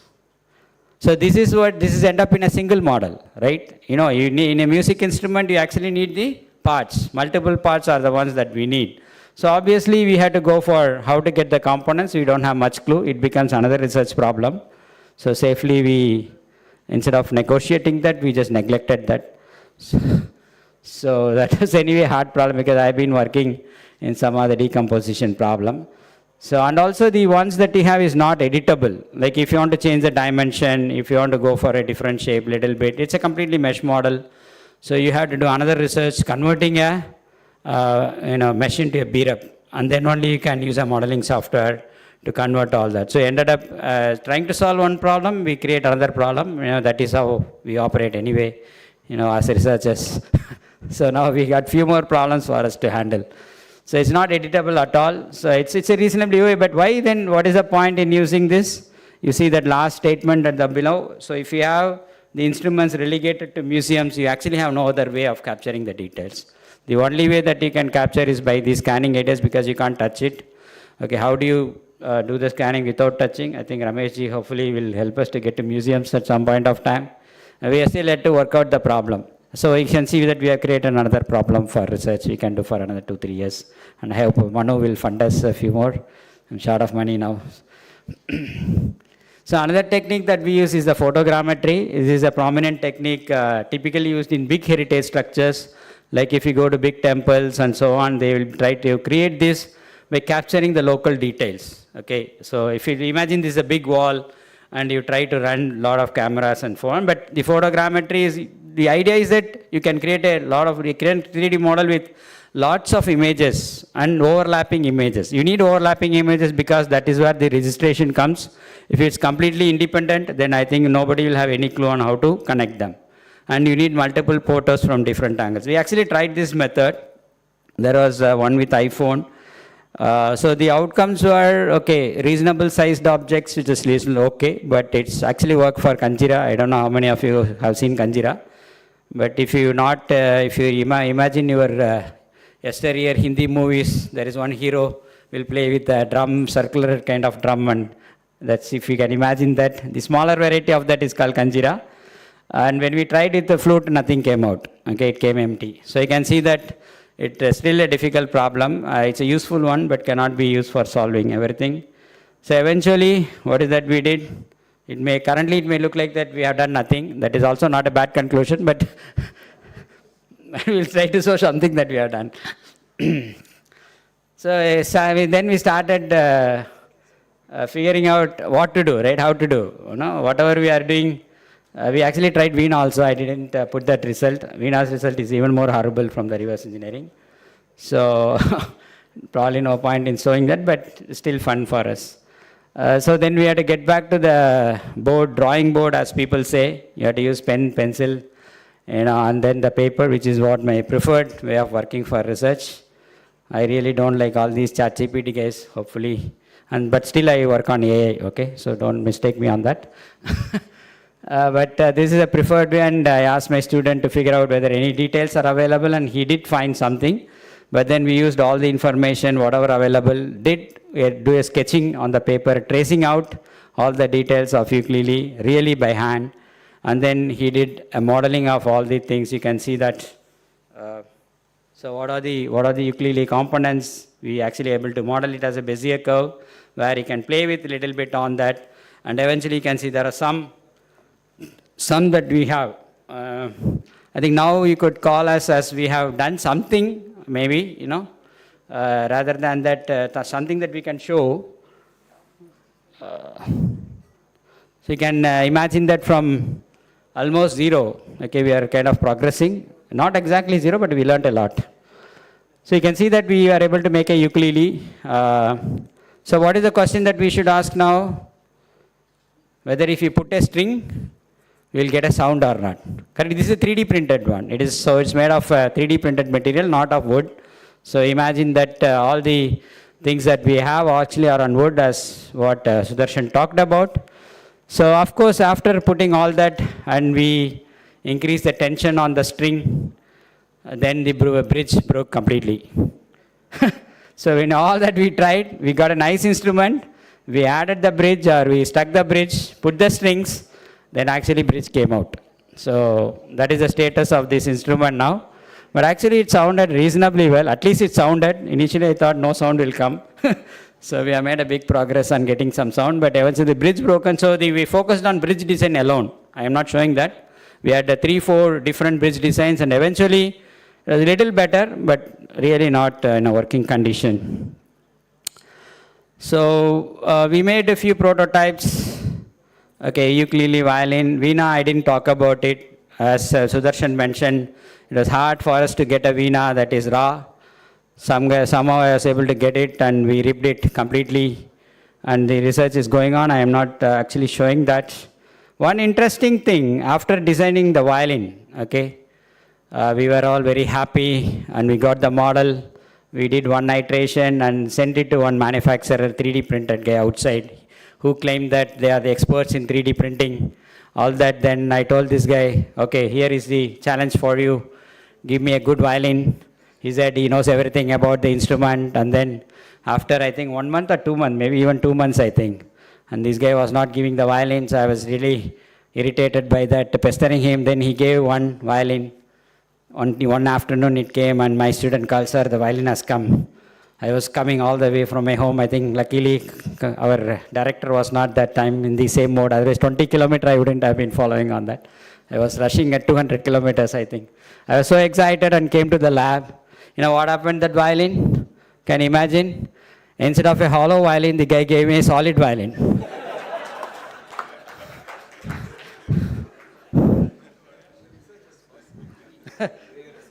In spite of me telling that it should be a hollow violin, this guy told that, no sir, I will only put 10% infill. I think he forgot and put a 90% infill, I think. So eventually, instead of a violin, you could use only as a cricket bat. Probably worth in IPL match or something like that. No, I was so totally disappointed. You can see I came running because we did the design from scratch, and this guy claimed that he's one of the best 3D printing guys in the world. All that he came, and we also believed that guy. Then eventually he produced a thing that was not even worth for any piece. Completely it's broken now. So we can't use it for cricket as well. I didn't bring it on that because I was so annoyed on that. So you can see that people who claim to have a lot of knowledge, when compared to music, they hardly know anything. They have absolutely no knowledge on that. So the guy came with a solid violin and and lost the money also. So Manu, I think we retrieve the money from you only, I think, because lost quite a bit on that. So then we redid again, okay, in our workshop. They did a fantastic job. It was it was actually a very good violin, which actually sounded reasonably well, not too bad, in spite of the fact that it is only 3D printed one. Then I was, in the morning director on a Pongal day, we had set up a meeting with Maestro Ilayaraja on that day, and I was so happy that I could give that violin to him and see whether he is going to be appreciated. Then when I just take the violin, the handle broke. So luckily it broke before I took it to him. It broke in my lab itself because of the plastic part screwing quite a big heavy on that. But then eventually I couldn't show the one. So at the end of it now we have done a lot of work. As usual in research we do a lot, but we may not be able to show any expected output. That is why we have periodical DC meetings and director chairing or all their guys chairing on that. But it's a lot of fun. We learned a lot. We still have a lot of good instrument knowledge coming out of it. But the one thing that we want to do is to make a sound out of that music, which you are a little bit far away on that. A lot more research can be done. We did a lot of data. We are going to use deep learning. And we are doing mostly acoustic analysis, and we just want to understand the relation between the component that we are printing, which is on a plastic material, and how do we translate that onto wood. So I thank the students who wandered on the thing, Meenu, Harita, Swapnil, Binsi, Fasit, Vasant, and Vikram, and I thank Manu for the funded project with Sudarshan, me, and Bharadwaj. And I just hope that Manu will heed to me and extend this project, or not this one though, maybe another project on that, and give more time for us. And I thank Ramesh ji for initiating this thing pretty much from whatever the discussions that we had 2 years back on that. Thanks, and hope you had some enjoyable session on that.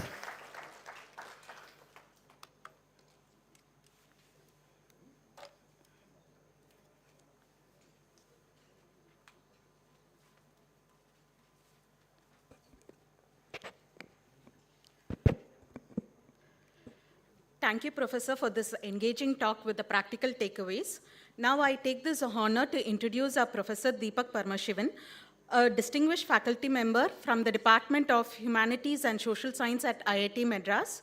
He holds a PhD in ethnomusicology from the University of Alberta, Canada, and PhD in sustainable technologies from Indian Institute of Science, India, where he was a gold medalist too.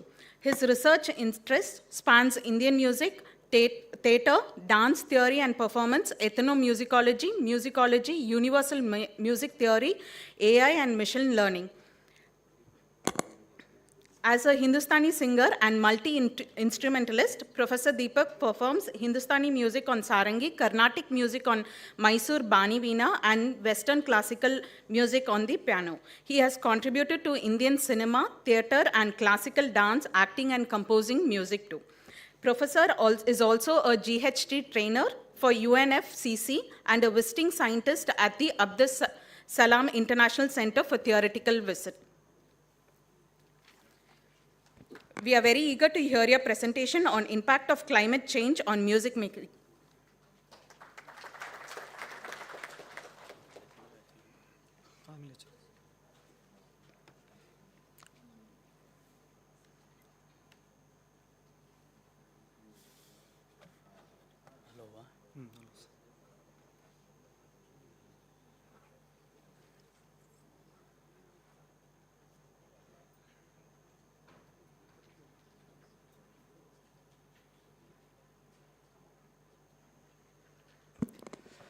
Namaste everyone. My talk is going to be a little different from the rest because they have spent a lot of time on the design and other aspects. So this is more of a societal, if it comes up on the screen.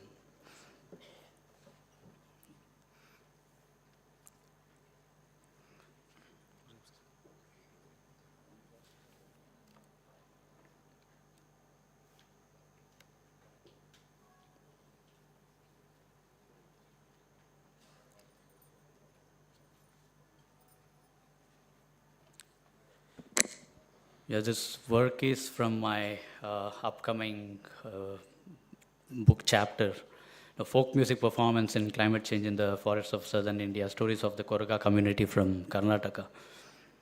It actually started because we were trying to address the problem of transcription. I was, being a performer and a climate scientist, I have this peripatetic lifestyle, being a vagabond.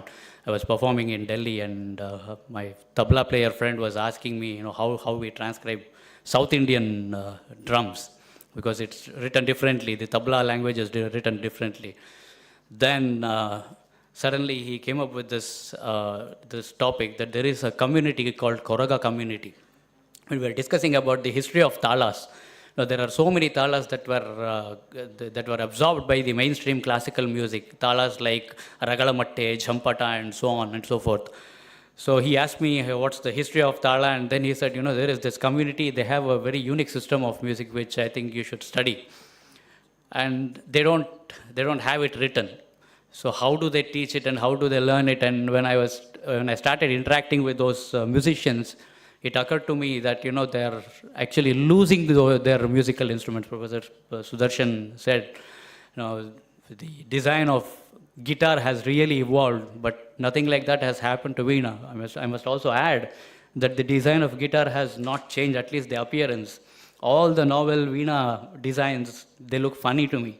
So if we are able to come up with a design that actually mimics the original, my Guru Balakrishna always says, the yali of the modern Veena, it's supposed to be a combination of lion and elephant. In Kannada, he would say, "The pata na yali mariya irukku, naai mari irukku." So the face of the yali should not look like a dog's face.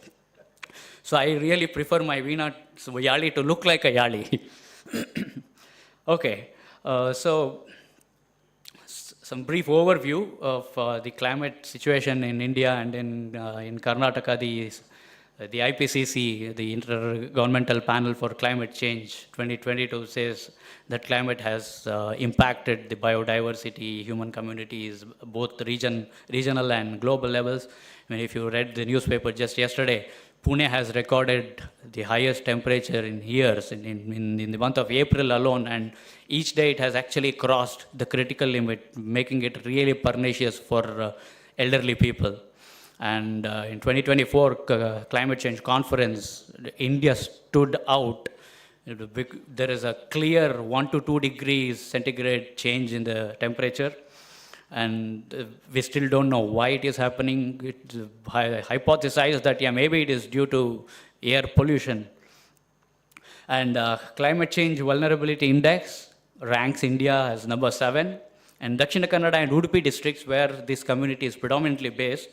So it has seen a projected warming of 1 degree centigrade between 1991 and 2017. It has increased levels of humidity, increased the sea levels, and increasing their vulnerability to drought proneness. All right. So who are these people? Who are the Koraga community? So they are classified as scheduled tribes. And they're also called the particularly vulnerable tribal group by the Union Government of India in 1986. And there is very little literature about them, and there are all kinds of stories. And from 1919, there is a British writing which says that they belong to a foul caste in which men wear loincloths and women wore leaves woven together. And there is a mythical story about this community where a boy, for his betrayal, is punished symbolically by sacrificing a buffalo. And there is no particular reference to this community other than this. They have a very interesting music ensemble called the Koragara Dolu. It gets its name. It's an eponymous moniker. So it has an instrument called dolu. It's a 2-sided drum, and it has a chande, which is a 1-sided drum, and they have a tala, the cymbals, and a flute. And these 4 instruments together form a set according to their language. It's in an ensemble, and they need all these four instruments in an ensemble. And these instruments are played differently in a temple and during wedding ceremonies, during funerals. And they also played for what is known as gammattu in Kannada, in ecstasy. When these musicians really feel ecstatic, they play these instruments. And so they are usually invited for divine ceremonies such as Kola, Mari, which are all very famous festivals in coastal Karnataka. I mean, this is how a typical ensemble looks like. Why is it not moving here? Let me play this.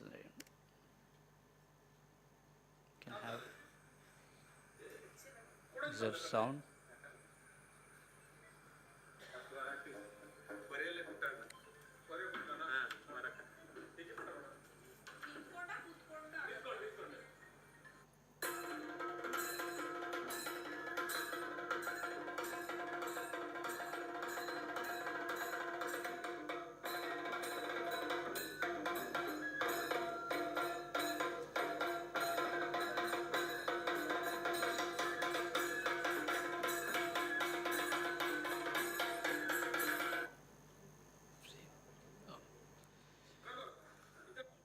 See, what we consider as a brilliant feat in the mainstream classical music, the Nadebheda, where you go from Chaturasra Nade to Tishra Nade to Khanda Nade, they just do it like It's there in a heartbeat.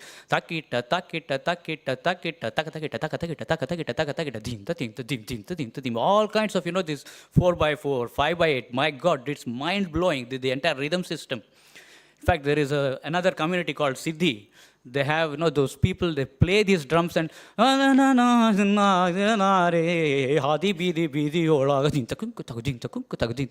these really brilliant percussion sounds they can make with their drums.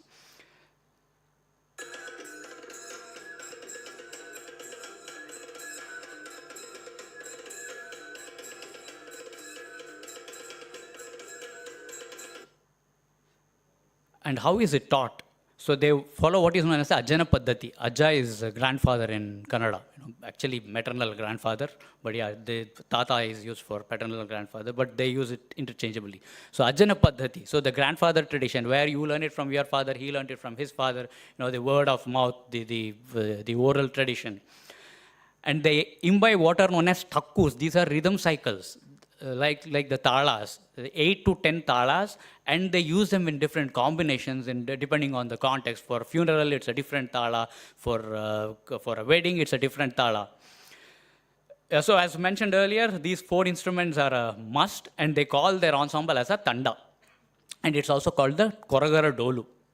And yeah, so this is and when we tried to teach them how to notate their music, they were unwilling to learn. They said, no, we don't want this. We are happy, yeah. In fact, Ramanathan and I were talking, just Digutariketa Taka, it's said in different ways in different schools. TVG calls it Rikuchaku Tariketa. So how to write music itself is a big topic. Oh, yeah. And instrument making, so nowadays they bury the dead cows. Back then, these cows were donated to the Koraga community, and Koraga community members would eat the cow and use the hide, the skin to make the drums. The frame of drum is made using only 3 types of woods: the honne, they also called the Indian kino, halasu, the palaparam jackfruit, and hebbalasu, it's a wild jackfruit. They say that the desired nada can be produced only if you can use these 3 wood types. And right now they have one 200-year-old drum, and if they lose it, that drum is lost forever. So Ramanathan, this is where you come in. And so there are lots of efforts to preserve this to the posterity. So what does climate change actually mean to these people? They don't know, they don't understand. It's an esoteric concept. If you ask them how is climate change impacting your music making or music performance, they don't know. They say, oh, nothing like that. We don't feel anything. But slowly if you ask them some questions and you dig deeper, that is when you should ask them indirect questions. That is when they'll say, how old is your instrument? They say, 200 years old. Do you have any other instrument? Oh, no, this is the last instrument. If you lose this is gone. So do you have enough wood? Oh, no, we don't have wood. See, because of deforestation, we have lost all the forest, and also with the changing government policies, we don't have access to the forest produce. So that is how you have to elicit information from them, especially when you are doing a study like this. So the lack of awareness has, it can be attributed to their socio-economic status and geographical location and other factors. And as they say, the people who contribute the least to climate change are the people who pay the most heavy price. And so they're seldom invited in climate change justice policies, in framing those policies. So musical instruments, they use wood. Enough has been said about it, that wood and strings, which are major components of most musical instruments, and they undergo changes, physical properties when climate changes. And there are only specific trees. For example, I play an instrument called sarangi. It is made of a wood called toon, which is found only in Kashmir. So in fact, I told Ramanathan, if you make a sarangi, every sarangi player will be eternally grateful to you. And he said, in order to do that, I'll have to break a sarangi. We have only a handful of sarangis. We cannot give it to you to break it. There is no way of destructively, testing this instrument properties.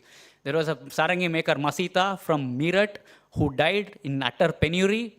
And all his wonderful instruments, some of them are lying in museums in Netherlands. When I visited Netherlands, there was this Masita Sarangi with a beautiful belly. I could hear the sound just by looking at the instrument, but we don't have access to it. So there are lots of research opportunities, especially in designing musical instruments, endangered instruments like Sarangi.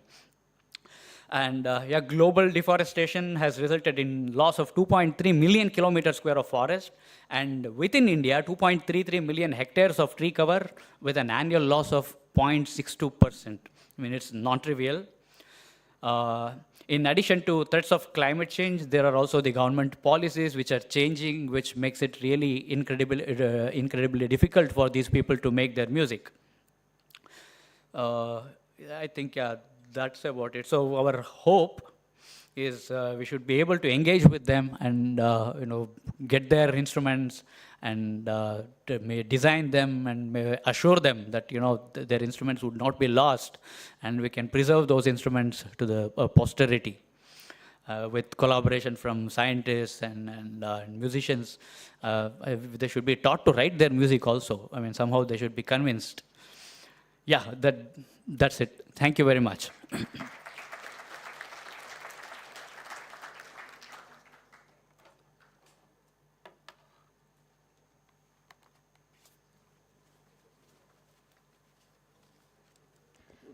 Thank you, Professor. Really very interesting to learn about this Korugas community and the impact of climate change on their art.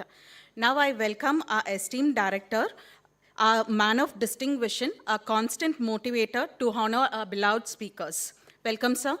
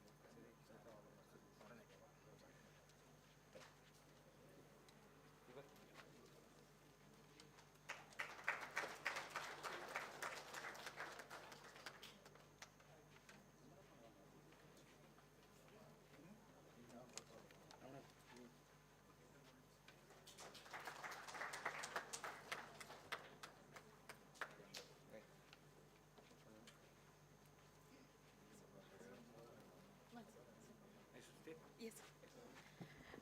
Now I invite our beloved Dean, ICSR, to honor our director.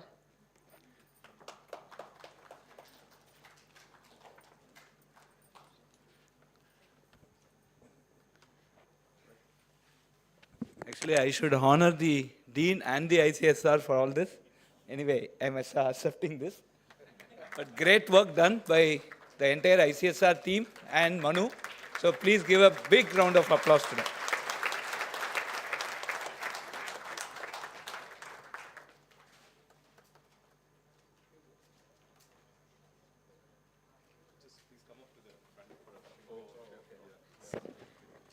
Let's have a group photo. I request Professor Prabhu Rajagopal, our legal advisor, Sumita Vibhu, and Tamaswati Madam to join the group photo.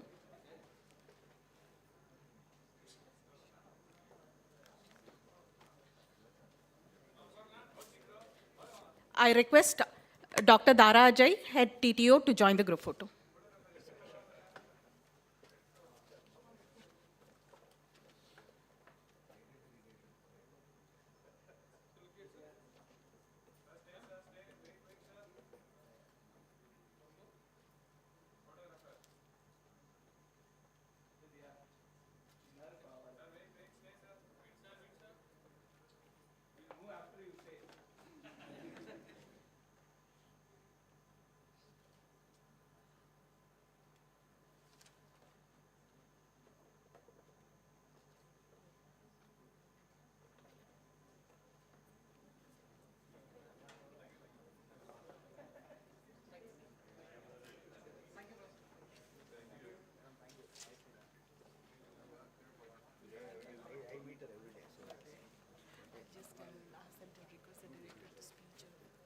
I will request.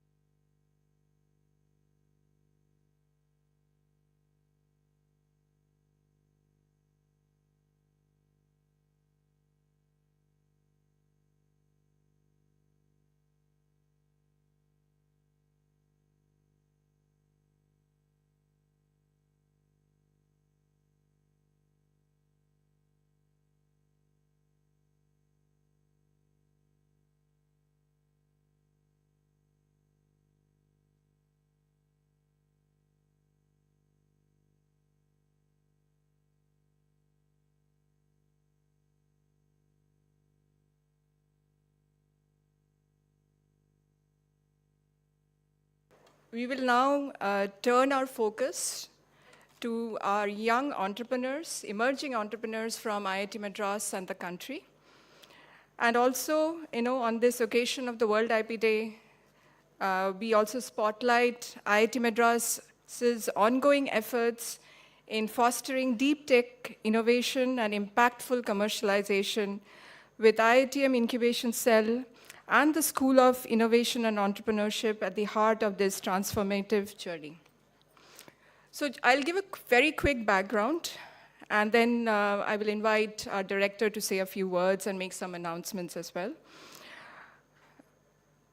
Today, IITM Incubation Cell is home to 457 startups, collectively valued at over 50,000 crores, or $6 billion US. And this is just based on investments that they have raised from venture capital. Today we have 2 unicorns that have come out of this ecosystem. And our first portfolio IPO, Aether Energy, which opens on Monday, 28th April. This is indeed a landmark moment for all of us, validating the dynamic university-linked deep tech startup ecosystem we have built over the years. Our startups now span diverse sectors, building world-class technologies for both Indian and global markets. Additionally, IIT's pre-incubator Nirman today hosts over 130 active pre-venture teams, actively working on deep tech areas and creating a very strong pipeline for future startups. As announced by our director, Professor Kamakoti, at the recent Institute Day, IIT Madras has also achieved a historic first by incubating over 100 new startups in a single financial year, spanning various high-impact deep tech sectors. This was made possible through the collaborative efforts of Incubation Cell with its sector-specific incubators, Pravartak, Bio Incubator, our MedTech Incubator, RTBI, and of course, a pre-incubator here, Nirman. A key highlight of the Startup Shatam is also that over 50% of these 104 startups incubated are founded by IIT members, our faculty, our students, our alumni, reflecting IITM's strong culture of innovation in emerging deep tech sectors. Of course, the remaining 48% of startups are being founded by external entrepreneurs. These are individuals that have come from across India, and they continue to further strengthen our diverse entrepreneurial ecosystem. So before we move on to certain recognitions and awards for some of our emerging startups, I would like to request our director to come and say a few words to all our startups that are gathered here today.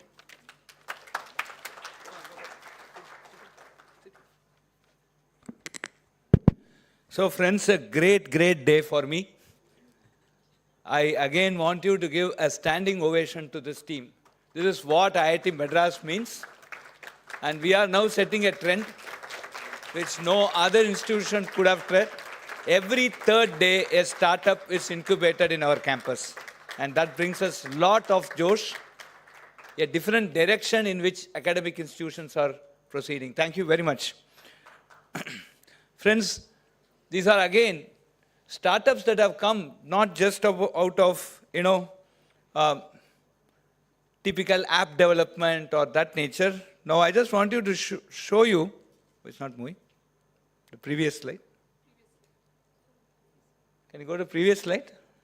Shiva, can you just take it to the previous one, the sector? Yeah. So as you see there, on the right-hand side, bottom, these are very high core tech startups. We are manufacturing robotics, auto, materials, battery, construction, shipbuilding, defense, aerospace, UAV, space tech, AI, in which we are talking about blockchain, NLP, AR, VR. It's not just AI apps. Quantum, software as a service, fintech, health tech, assistive tech, wellness, sports tech. Friends, we have 5 national champions last year. This year we are going to increase. I'm sure we will have around 10. We are also getting very good sports people from our African campus. 7 feet basketball team. Okay? We will rock. Days are not far off, friends, that IIT Madras will have an IPL team. Okay? Biotech, pharma, nutraceuticals, cyber physical systems, IoT. We have covered the entire spectrum of technology. Again, hats off to Prabhu, Tama, the CFI, the Nirman, the Gopalakrishnan Deshpande centers, etc. Today we are also very happy. You would have seen a recent article in which, she has given a very emotional statement. It's been 13 years that Tama is involved with as a CEO of our incubation cell, and we have the first IPO, Aether Energy. Friends, if we are going with Startup Shatam, 100 startups every year, I am sure every week there will be an IPO. And that's what we want to achieve, and that's what we want to show the world, that this is what we are capable of. When I started 2018, many of our very wonderful IP team here, Kalai, everybody, please rise up here, all your IP team. Where are you? Yes? Many of them were there when we started. At that point of time, we said, let us have, startup patent a day. So, and I jovially said 366 patent if it's a leap year. Last year, we made 386. This year, we are 417. It is 1.2 patents a day. Thank you very much. What do we do with this patent? Of course, we did start off in some way for technology transfer, but then Now the technology transfer has become much more regular. I see a very vibrant office. When we took over at 2018, when we started seriously looking at patents, myself and Professor Gettu, we are hardly 3-4 people visiting per week. But today, if you come to the patent office, I jovially say it's like a dental clinic, it's full. And we now have seen at least 30 technology transfers. Now there's a very dedicated team doing TTO. Again, Dara and your team, please get up. So, so it's a good, and I'm sure technology transfer is also going to happen. But then, Startup Shatam, when we just announced last year, I still remember April 1. Many people asked me, are you trying to make an April Fool? I said no. But then I never thought it will be possible within a year, but it has come to this. And now we have a pipeline. The secret is we may cross 100 the next year, right? We are already having enough pipeline.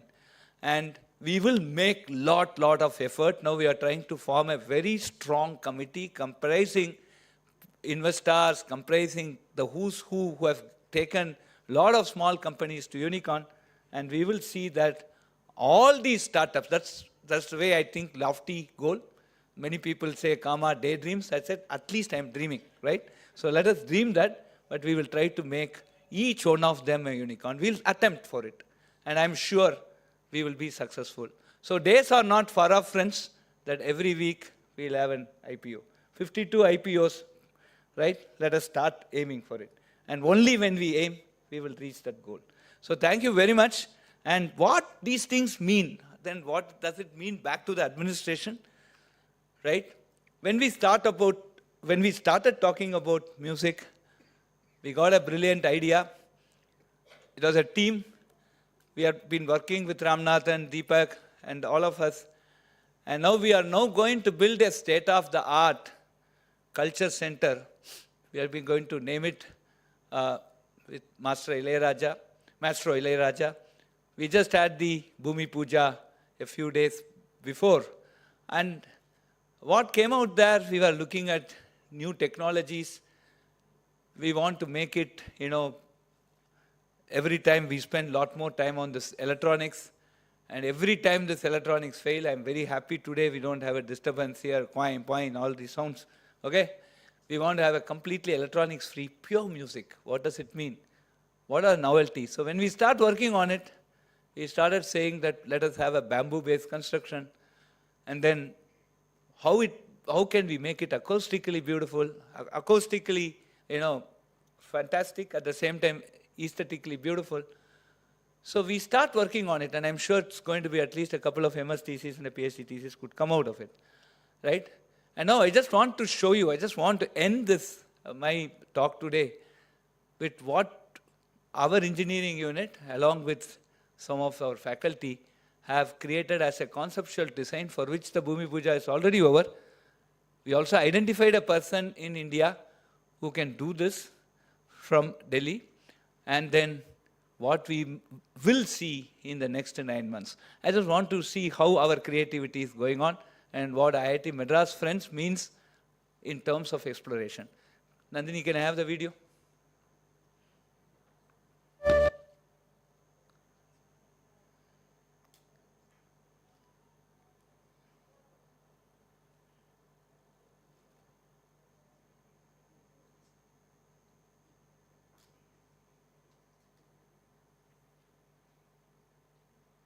Play it.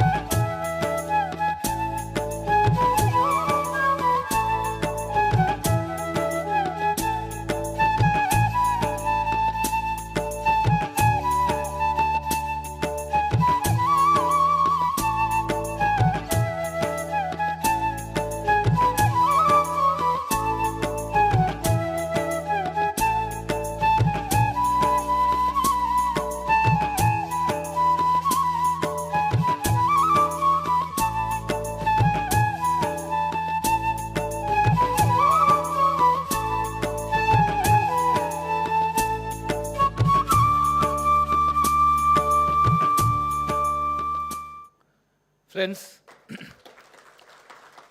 this will be the cultural center where we will have pure music. And what we will be aspiring there is that now, if you look at ICSR Hall 2, what I like about that hall is when I chair a meeting, nobody can whisper. I can hear it. Manu has put very sensitive mics there. The same thing we will achieve without electronics there, and pure music will flow. This center will be much more beautiful than what you saw in this video. The moment somebody enters, they'll start creating. And that's what we want. Friends, we are going to do many, many things like this. And all the innovations and all these activities are adding a new dimension to what IIT will be in the near future. And it's going to give us different career pathway for all these students. Job is not the only thing. That's what we have realized. Only 60% of the students want jobs today. The remaining people want to take up, many of them want to take up entrepreneurship. That number is growing in a big way.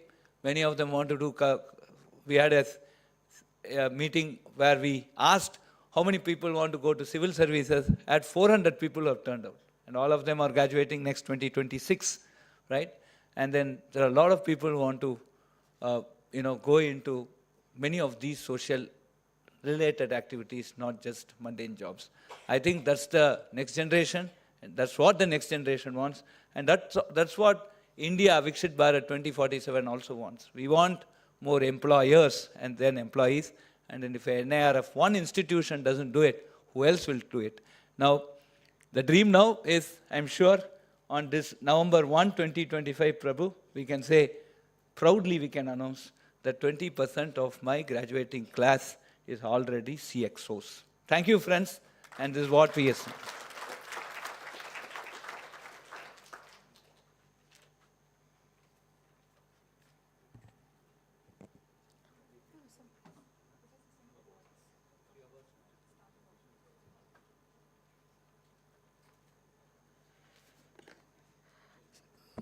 So to recognize some of these early stage startups emerging from deep science and engineering R&D at IIT Madras, we are delighted to announce the Emerging Changemakers from IIT Madras recognition.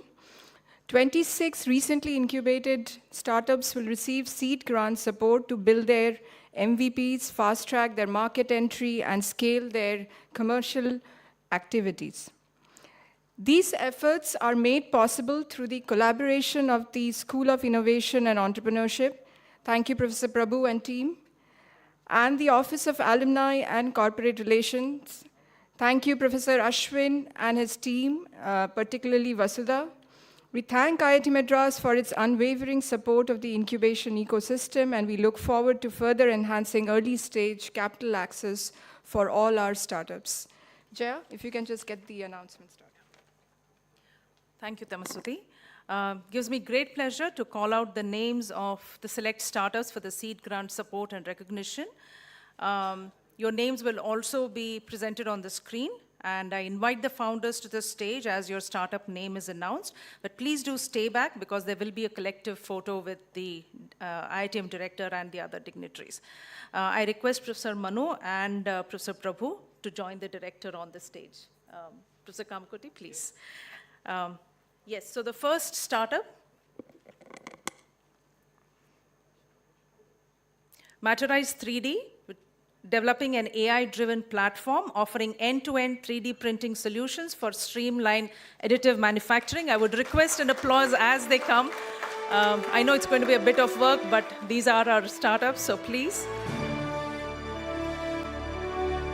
Inbound Aerospace, building autonomous recoverable spacecraft platform for manufacturing and microgravity. Please join the stage. Automagri Krishaka, AI-powered agricultural robots to automate labor-intensive tasks starting with autonomous paddy transplanter.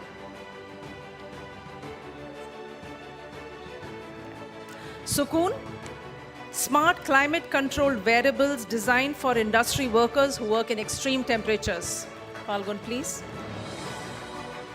International Phytomedicine Innovation, who are developing dual-action bioactive treatments targeting malaria and viral diseases. Please join us on the stage. Plenome Technologies, developing blockchain and IoT-powered healthcare data management system for secure healthcare records.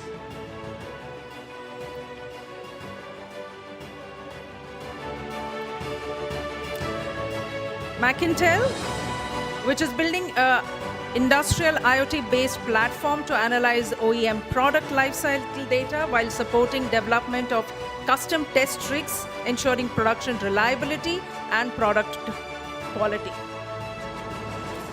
Somfin, which is a digital platform delivering simplified financial literacy and management tools for all user levels. Please do join us on stage.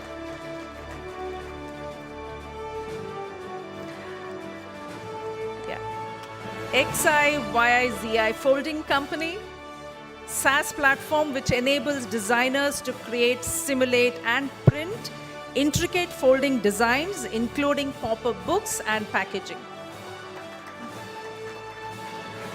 Nirbhav Automation, developing automation systems specialized in safe packaging of hazardous industrial materials. IndieRise Research Labs, which develops AI generative tech delivering fast, cost-effective visual effects for entertainment industry and for media. Spatial Sense Analytics, which is a geo-SaaS platform providing real-time natural disaster monitoring and prediction for insurance companies to improve risk assessment and policyholder support. May not be joining us today, we can go to the next one. Botforge Labs. Botforge Labs is building foundation models for embedded AI that enable robots to reason, adapt, and learn from their environments, which significantly enhances their capabilities. Neurogati, which is building affordable diagnostics and therapeutic solution for Parkinson's disease. Do we have a representative from Neurogati? Yeah, please do join us on stage. Phycosol, who are trying to develop biodegradable microalgae-based treatment for industrial and domestic wastewater. Please join us. Offline, which is an AI marketplace platform improving discoverability and wait times for local shop customers. Cosmic Soul, an AI cosmic wellness assistant combining astro-Ayurvedic insights with wearable health data. Please join us. Susan Future. Susan Future is building a communication system. Yeah, please join us.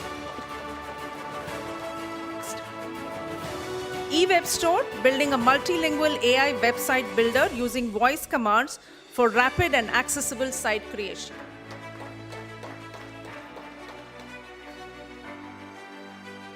Pravahan, using clean energy propulsion systems, they are trying to build maritime vessels aimed at reducing carbon emissions. Bhaskara Engineering Solutions, enhancing wind turbine efficiency for rooftop scale power generation. Do we have anyone from Bhaskara? No. Brillet Makers, mobile units for customizable semi-torrefied biomass pellets from agro-waste. Can the founders join us, please? Ravio, AI-driven platform boosting sales productivity and customer engagement for banking, financial sector industry through smart dashboards and conversational bots. Runwerf, which is building a gamified running platform, helping users find running buddies, earn rewards, and stay healthy. TerraCline, they're building smart water metering and leakage detection system which tackles urban water stress through individual consumption tracking. And finally, Zlato Technologies, they're building a digital gold investment platform enabling micro savings and conversion into hallmark jewelry with zero making charges. Yeah. We'll just take it. So we'll just have a photo op with the director and with the dignitaries. Yeah. Yeah. Yeah. Is Vasudha here? Yeah. Can I invite Vasudha to come onto the stage, please? Please come to the front.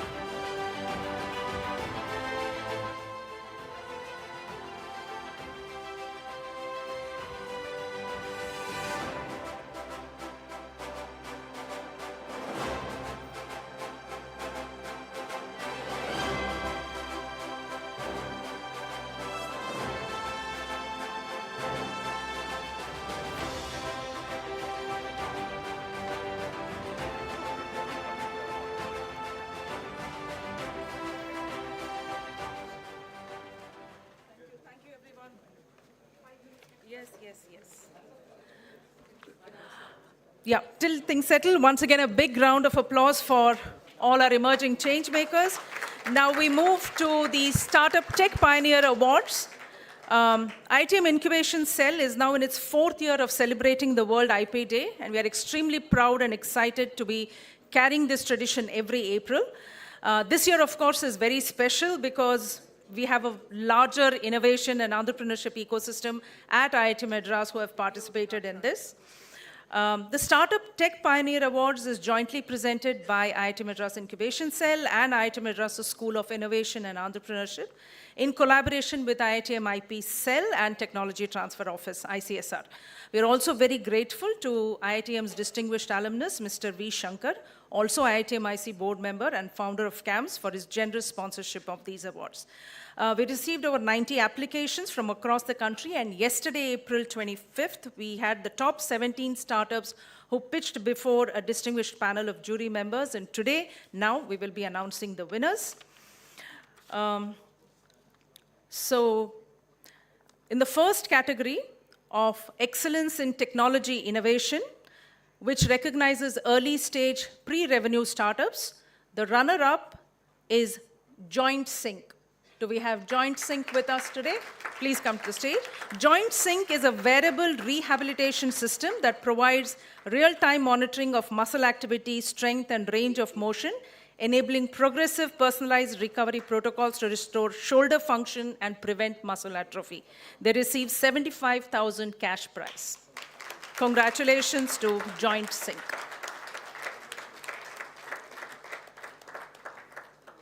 And the winner of Excellence in Technology Innovation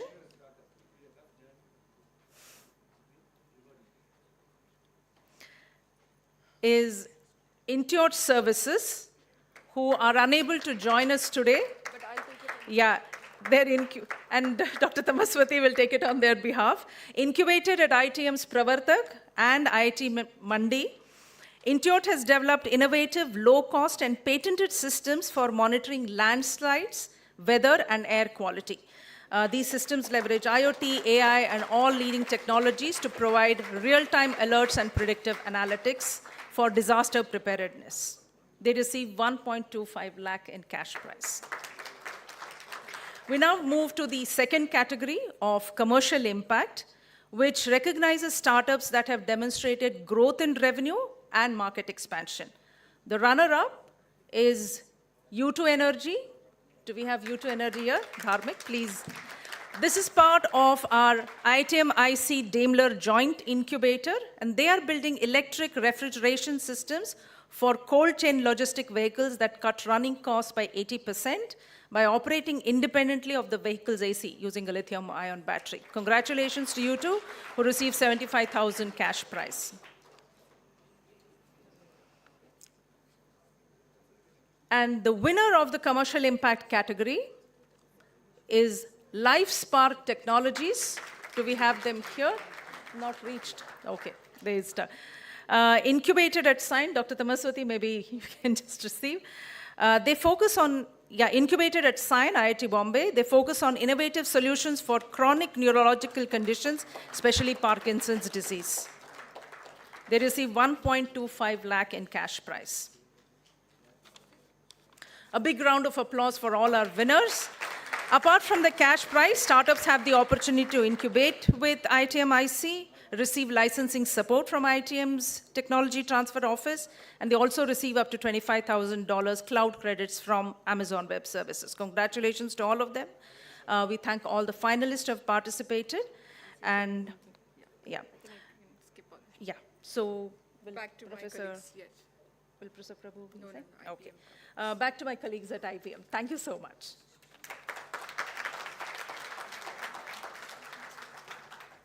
Now we are moving to the next segment. I now request our visionary leader, our director, Professor V. Kamakoti, to kindly launch the IPM website we have developed, sir.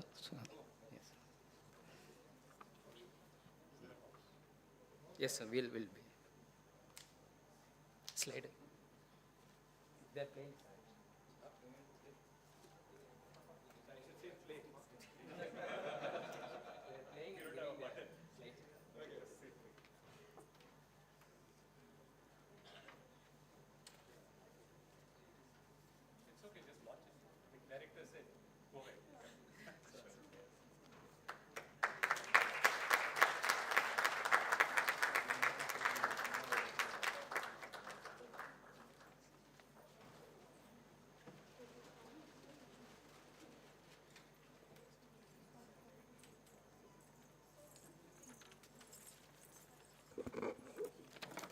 I request Director Sir kindly stay back to present the awards. We now move on to a very special category awards, Sri J.C. Bose Patent Awards.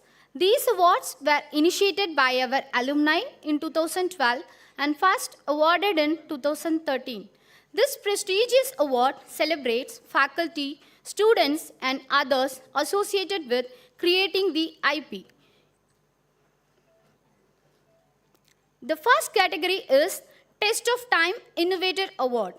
This award honors the faculty member who has contributed to the maximum number of Indian patent filings over the past 5 years. And the award goes to Professor Jayakanthan, Department of Engineering Design.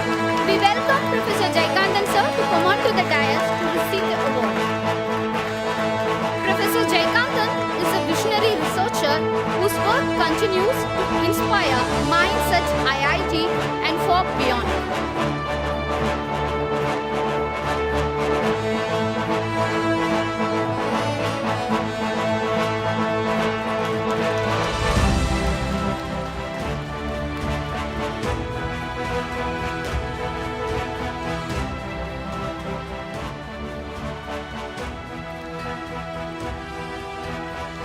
We now invite Mr. Taminana Sai Gautam, student of Professor Jayakanthan, to come on to the dais to receive the student award.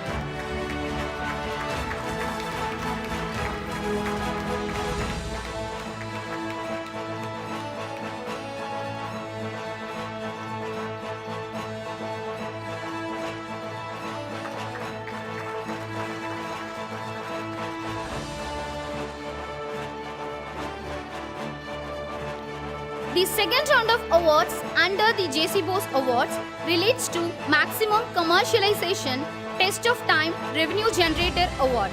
This award honors the faculty who whose patents have generated the highest cumulative revenue through licensing and technology transfer over the same 5-year period. And this year's award goes to Professor Raghavendra Sai, Department of Applied Mechanics. We welcome Professor Raghavendra Sai sir to come on to the dais to receive the award. Through his work, Professor Raghavendra Sai has shown how academic brilliance can fuel industry, drive progress, and bring meaningful change.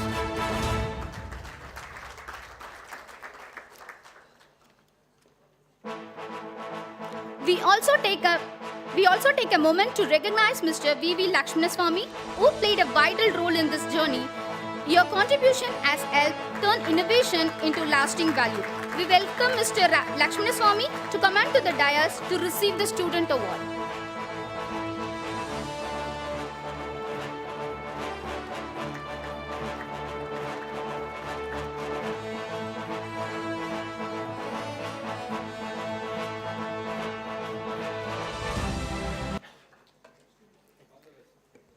We are very happy to cherish and celebrate the J.C. Bose awardees. Thank you all for being part of these wonderful sessions. Now I invite Dr. Ajay Dara from TTO to take over the next segment.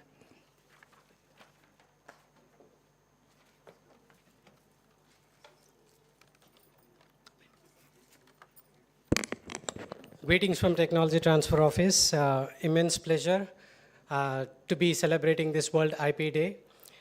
As a part of World IP Day celebrations, we take great pride of ICSR Awards. While the J.C. Bose Awards, what you have just seen is recognizing the achievement for the financial year 19 to 24. Dean ICSR and special cases from the last year as an initiative has given this ICSR Awards for recognizing the contribution in terms of innovation, IP filing, and technology transfer for the last financial year 24 and 25.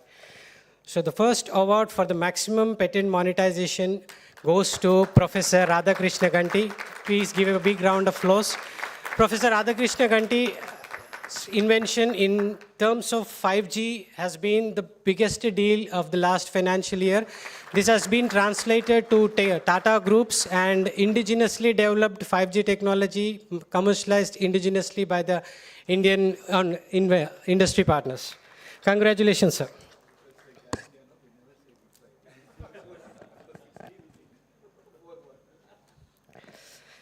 So we've been discussing a lot of IITM startups. Startups are not only making waves in terms of technology, but they're also making waves in terms of generating the royalty. NeoMotion is a startup which has been significantly contributed to our greatest royalties for the last financial year. And we try to... So, NeoMotion, one of our IITM startups, has been recognized for the maximum royalties generated for the last financial year. The next, this startup is being nurtured under R2D2 and Professor Sujata Srinivasan is the mentor. The next set of IP awards for recognizing maximum patent filing goes to Professor Swati Sudhakar, the woman power of the IITM. Last year, Professor Swati has filed the maximum number of patents, close to 20, sir. 15.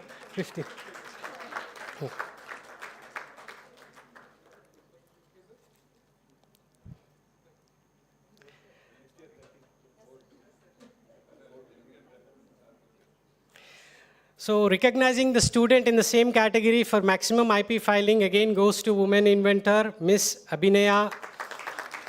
Congratulations, Abhinaya. She has filed close to 7 patent applications last year.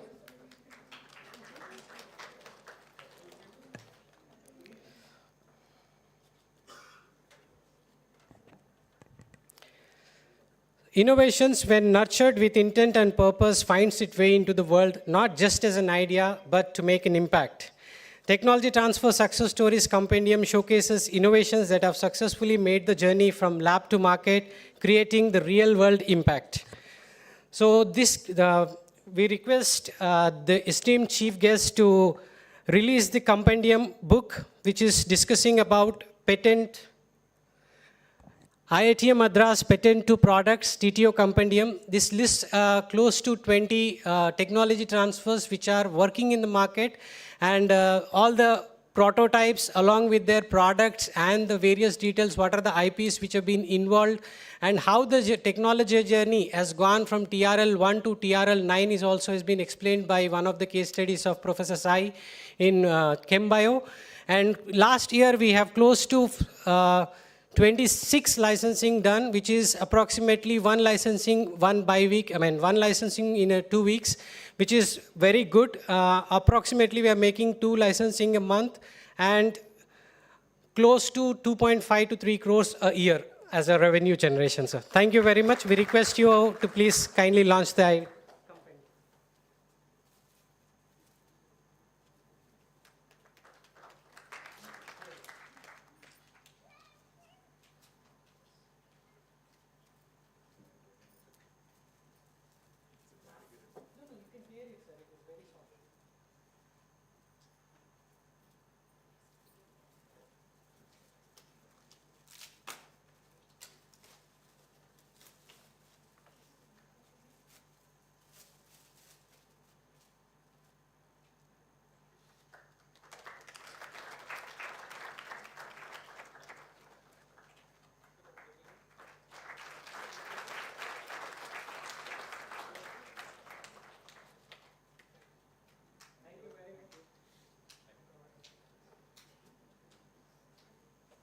With this, we conclude the ICSR awards as well. Thank you very much.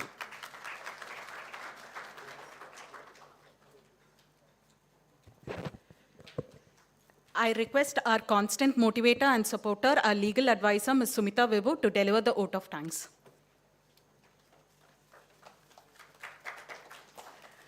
I would like to thank everybody who's made it today on a busy Saturday afternoon in this heat to join us in celebrating this World IP Day.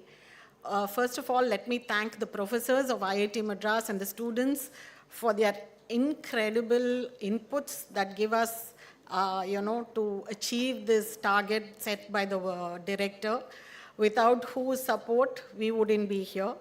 I would also like to thank all the awardees and the guests who have been here to have made this event a very memorable event. I would like to thank the director for constantly motivating us. I would like to thank the Dean, Manu Santanam, for his unstinted support of our cell. When I came in, we started with a strength of 4. Now we are growing by leaps and bounds. We've already hit close to 30 and we are going to grow more. So with this, I think we will be able to achieve the director's vision of 2 patents a day, maybe with AI even more. So thanks to them. Thanks to Professor Prabhu, who's an unending and uninspiring source of energy. Every time we go for a meeting with him, it's an incredible experience, and we come back with, more ideas to file. He pushes us constantly. Thanks to Professor Prabhu. And last but not the least, I definitely have to thank the attorneys with whom we work for, because unless they support us at the back end with all the filings, this would not be possible. Unless they hold our hands, we wouldn't have so many filings or grants. So these are all the back end silent support system that we have. And I take this opportunity to express my heartfelt thanks to the attorneys that we work with. And finally, to the team, IPM team, thank you so much for really putting in that extra bit from every one of you. I thank the support staff in ICSR, the tech team, the facility who's made this event a grand success. We will now adjourn for tea, which is served outside. Thank you so much for being a part of this memorable occasion. Of course, Dr. Tamaswati Ghosh, I think I forgot to mention her name. Thank you for joining us, for making this event really, really memorable, because we are seeing so many young people who are in the startup space. So what does it do for us? It shows us that developing the IP is not going to be just languishing somewhere, but it can be used in the startup space. Thank you all. Please join us for tea. Thank you so much.